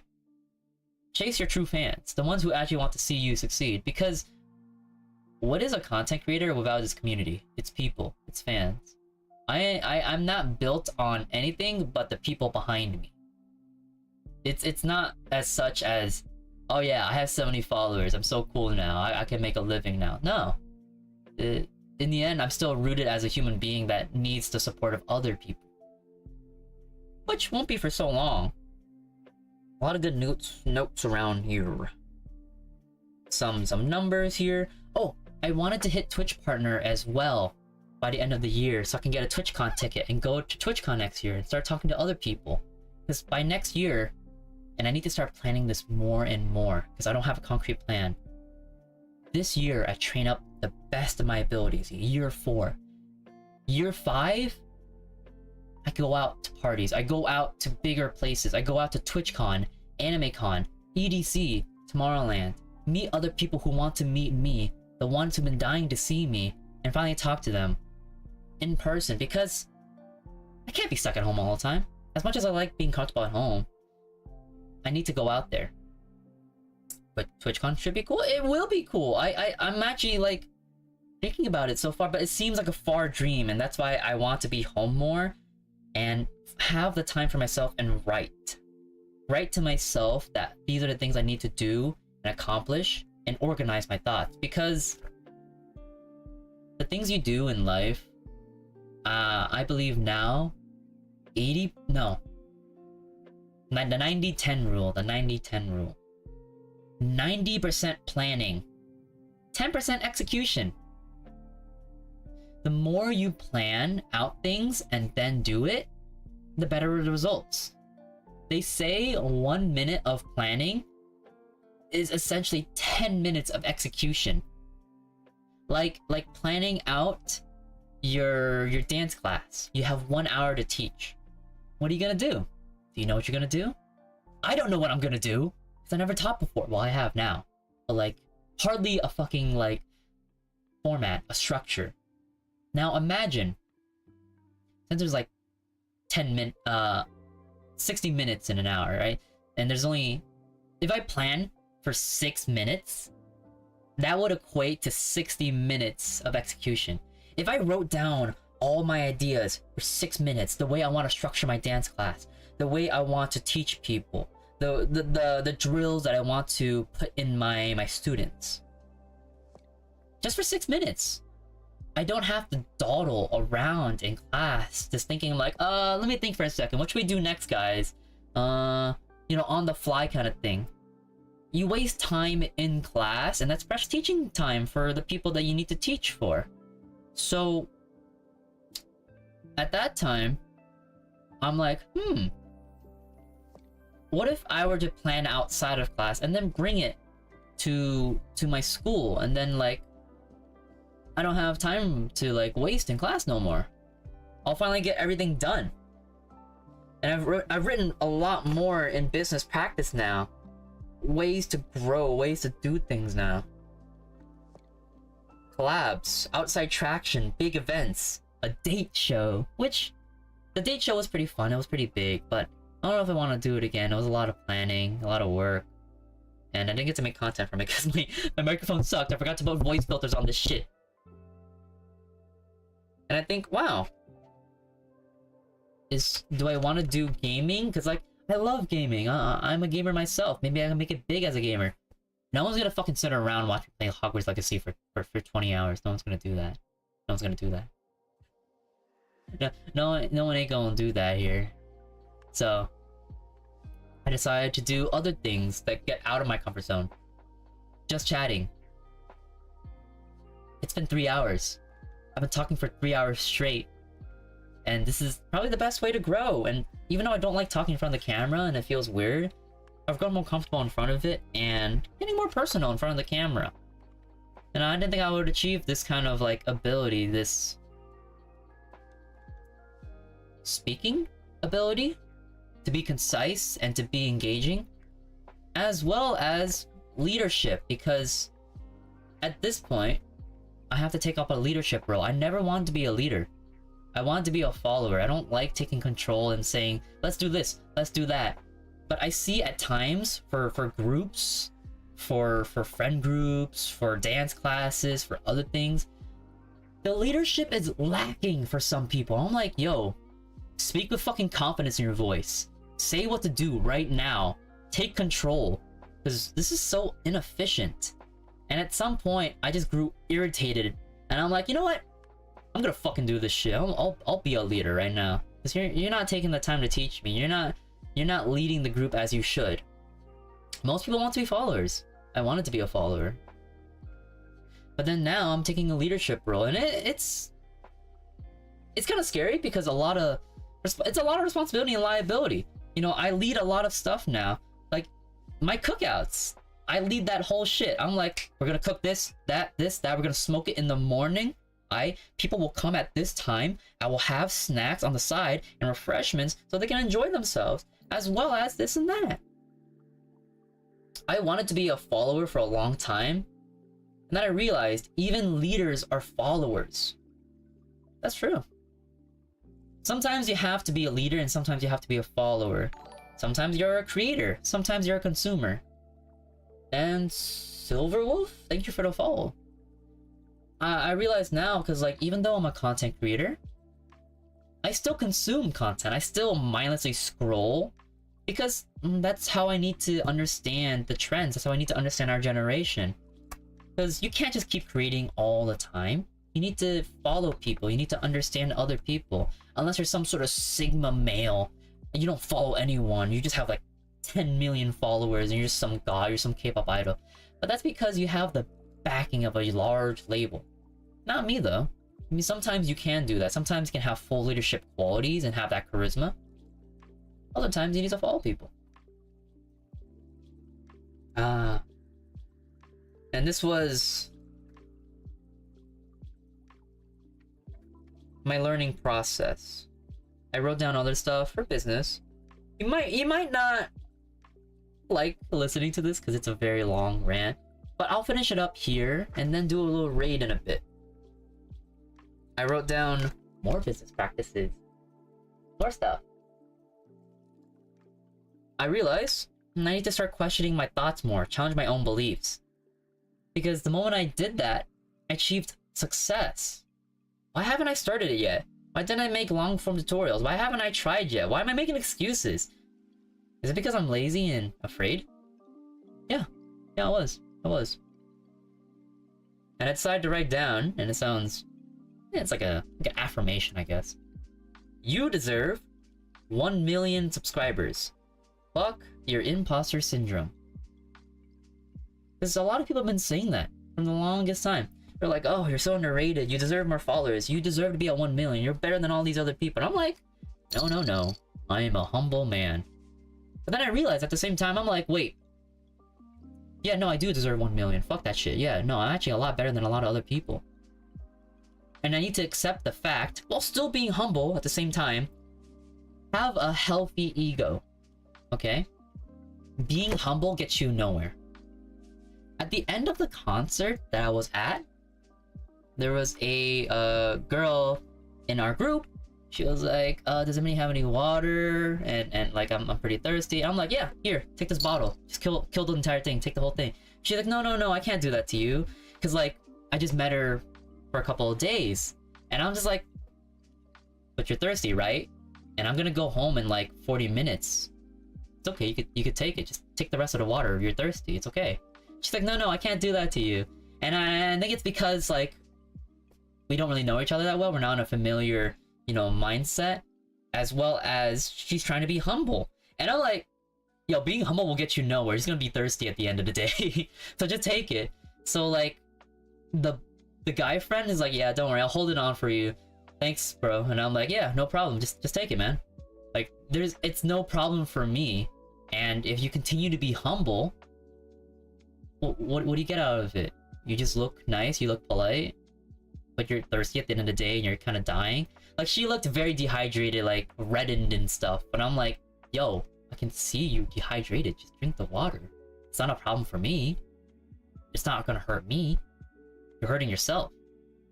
by holding back, by being polite. You don't want to seem greedy. You don't want to seem like you're being egotistical. And I'm like, the fucking water, bro. What? Why are you being so humble? But like, that's how I was. At times you need to be humble. Allow yourself to be foolish and, you know, act polite, put on a face. And then I realized, I'm like, wait, you kind of like me. I'm always forcing out my humbleness. And I'm like, no, no, no. I am not a professional dancer. I am still a beginner dancer, still learning from the professional, still learning how to dance. But then, after 4 months of dance classes, well, my dance teacher has said, he's like, dude, you have legs for days. You are keeping up with the hardest footwork. And I'm like, yeah, that's all I know. He's like, yeah, and now you're creating your own style. You have style. You have your own unique blend of dancing. You have the ability to do so. And I'm like, you're serious? He's like, yeah, you can do it. And then he offered me, do you want to teach at this studio? I don't even want. I'm like, no, I can't. That was like a really nice offer, but I can't, because right now I do not have the professionalism or the experience to be like you right now. I want to learn from every teacher at the studio first, combine all your experiences as I've done with the other things I've done in my life. Like, I've combined other tutorials to make my mega tutorial as a Frankenstein kind of like style. And then when I feel comfortable with it and I achieve success with my formula, I'm ready to take on this new title. I am a semi-pro dancer. I am a teacher who teaches this and that. I earn this much from being a dance teacher. At some point, this humbleness needs to end. I only humble myself when it's necessary. But other times, I have a very strong ego that I don't really like let people know. But there's a lot of thoughts I have beneath the surface. Things I say in the yacht club. But, you know, for the most part, I do have a very strong ego that pushes me forward. Because without ego, you won't achieve much. How far will you go if you just say, no, I'm okay. I don't want to lead this group, this project. I don't think I'm fit for this. I don't want to do this and that. I am not good enough. You're better. You gave the opportunity to someone else. Is that what you want? You don't want to take the opportunity for yourself? Are you afraid? I stopped being afraid. I'm just like, fuck it. I'm gonna be the coolest, most confident dancer that I will be in 5 years. Ego is healthy if controlled properly, and that's right. I had a shattered ego at the start when I danced. I was afraid. I didn't want to look myself in the mirror. I looked at my feet, and I didn't want to talk to people. But now people are talking to me, regardless if I say anything. I've become an amazing dancer. And I never said that before. But like, even now, I look at like my old videos and I'm like, huh, that's pretty fucking good for someone who doesn't dance. And that's the thing. Dance isn't really just talent and hard work. It's a mental barrier. It's either you do or you don't. If you feel like shit and you feel like, nope, I'm not a good dancer, I don't want to do this, you're gonna dance like shit then. Fine, call yourself shit, you're gonna dance like shit. But say that you're dancing as hard as you can and you're doing it for fun and you're doing it for the love of it, then you're gonna enjoy it, you're gonna love it, and you're gonna make progress.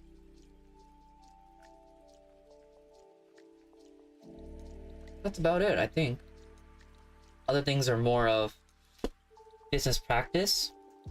Maybe one little thing I want to mention is, if a gamer degen wanted to quit playing and become a dancer, would he learn from a professional dancer with 10 plus years of experience? Or learn from another gamer degen that quit gaming and became a dancer with 3 plus years experience? Who do you think that gamer degen would choose? The professional with 10 years experience, teaches classes at the studio, or a gamer degen who quit gaming and teaches dance online for free? It's me. It's me, bitch. I'm better than all the professional dancers. I'm actually way more popular, and in the near future, I will be making a lot more income than these professional dancers. And I know that for a fact, and I don't hold that, like, info for myself. I'm not gonna be like... Because what I'm selling is not professionalism, but relatability. People will listen to me more they will listen to a professional. Because I have relatability. I have a story to tell. And relatability is a character trait that's super attractive. Because if I was like you, and I became someone different and amazing, then wouldn't you want to follow in my footsteps? And City on Foot, thank you for the follow. I think I'll have to end it here because it's 5:15 now. I'll probably return in a moment, maybe do some dance practice or do some chores. I have things to do. I've talked for a long time.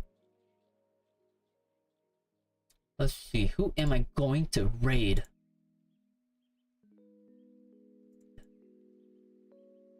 Yami? Yami. Yejin? Elena? Wow, a lot of people are open up right now. Let me open them all right now and see who I'm gonna raid. We got Yami. Eggy Bean, he's chefing it up. It looks really good. Yejin, she's playing Valo. Elena, she is stretching. Tokubi, also Valo. Well, I've raided a couple of these many times, but I think I will raid Elena because I've not raided her ever. You guys ready? You guys know who Elena is? You probably don't know, but you better find. Elena, I am coming to raid your chat. Elena, Tina. Let me see if she says anything when I talk. Response time is important. Oh my god. Oh, VidCon? Hi, Elena. Is in, yes, Oh. Anaheim. Alright, yes. Buy for me. And it can go to Disney. Disney World. Disneyland is in Anaheim. I do like. Oh, Disney World. 300 feet later? Huh? That doesn't fit in, but that is always fun. I think sometimes they have like. She's doing her stretches right now. It's cool though, She I is like it. an Plus Olympic the club with Anna, gymnast, I believe. right? We actually You filmed, guys like, ready for this raid arena? We're just gonna sit and chill, and then maybe I'll return for my dance stream. We filmed like. Bye bye.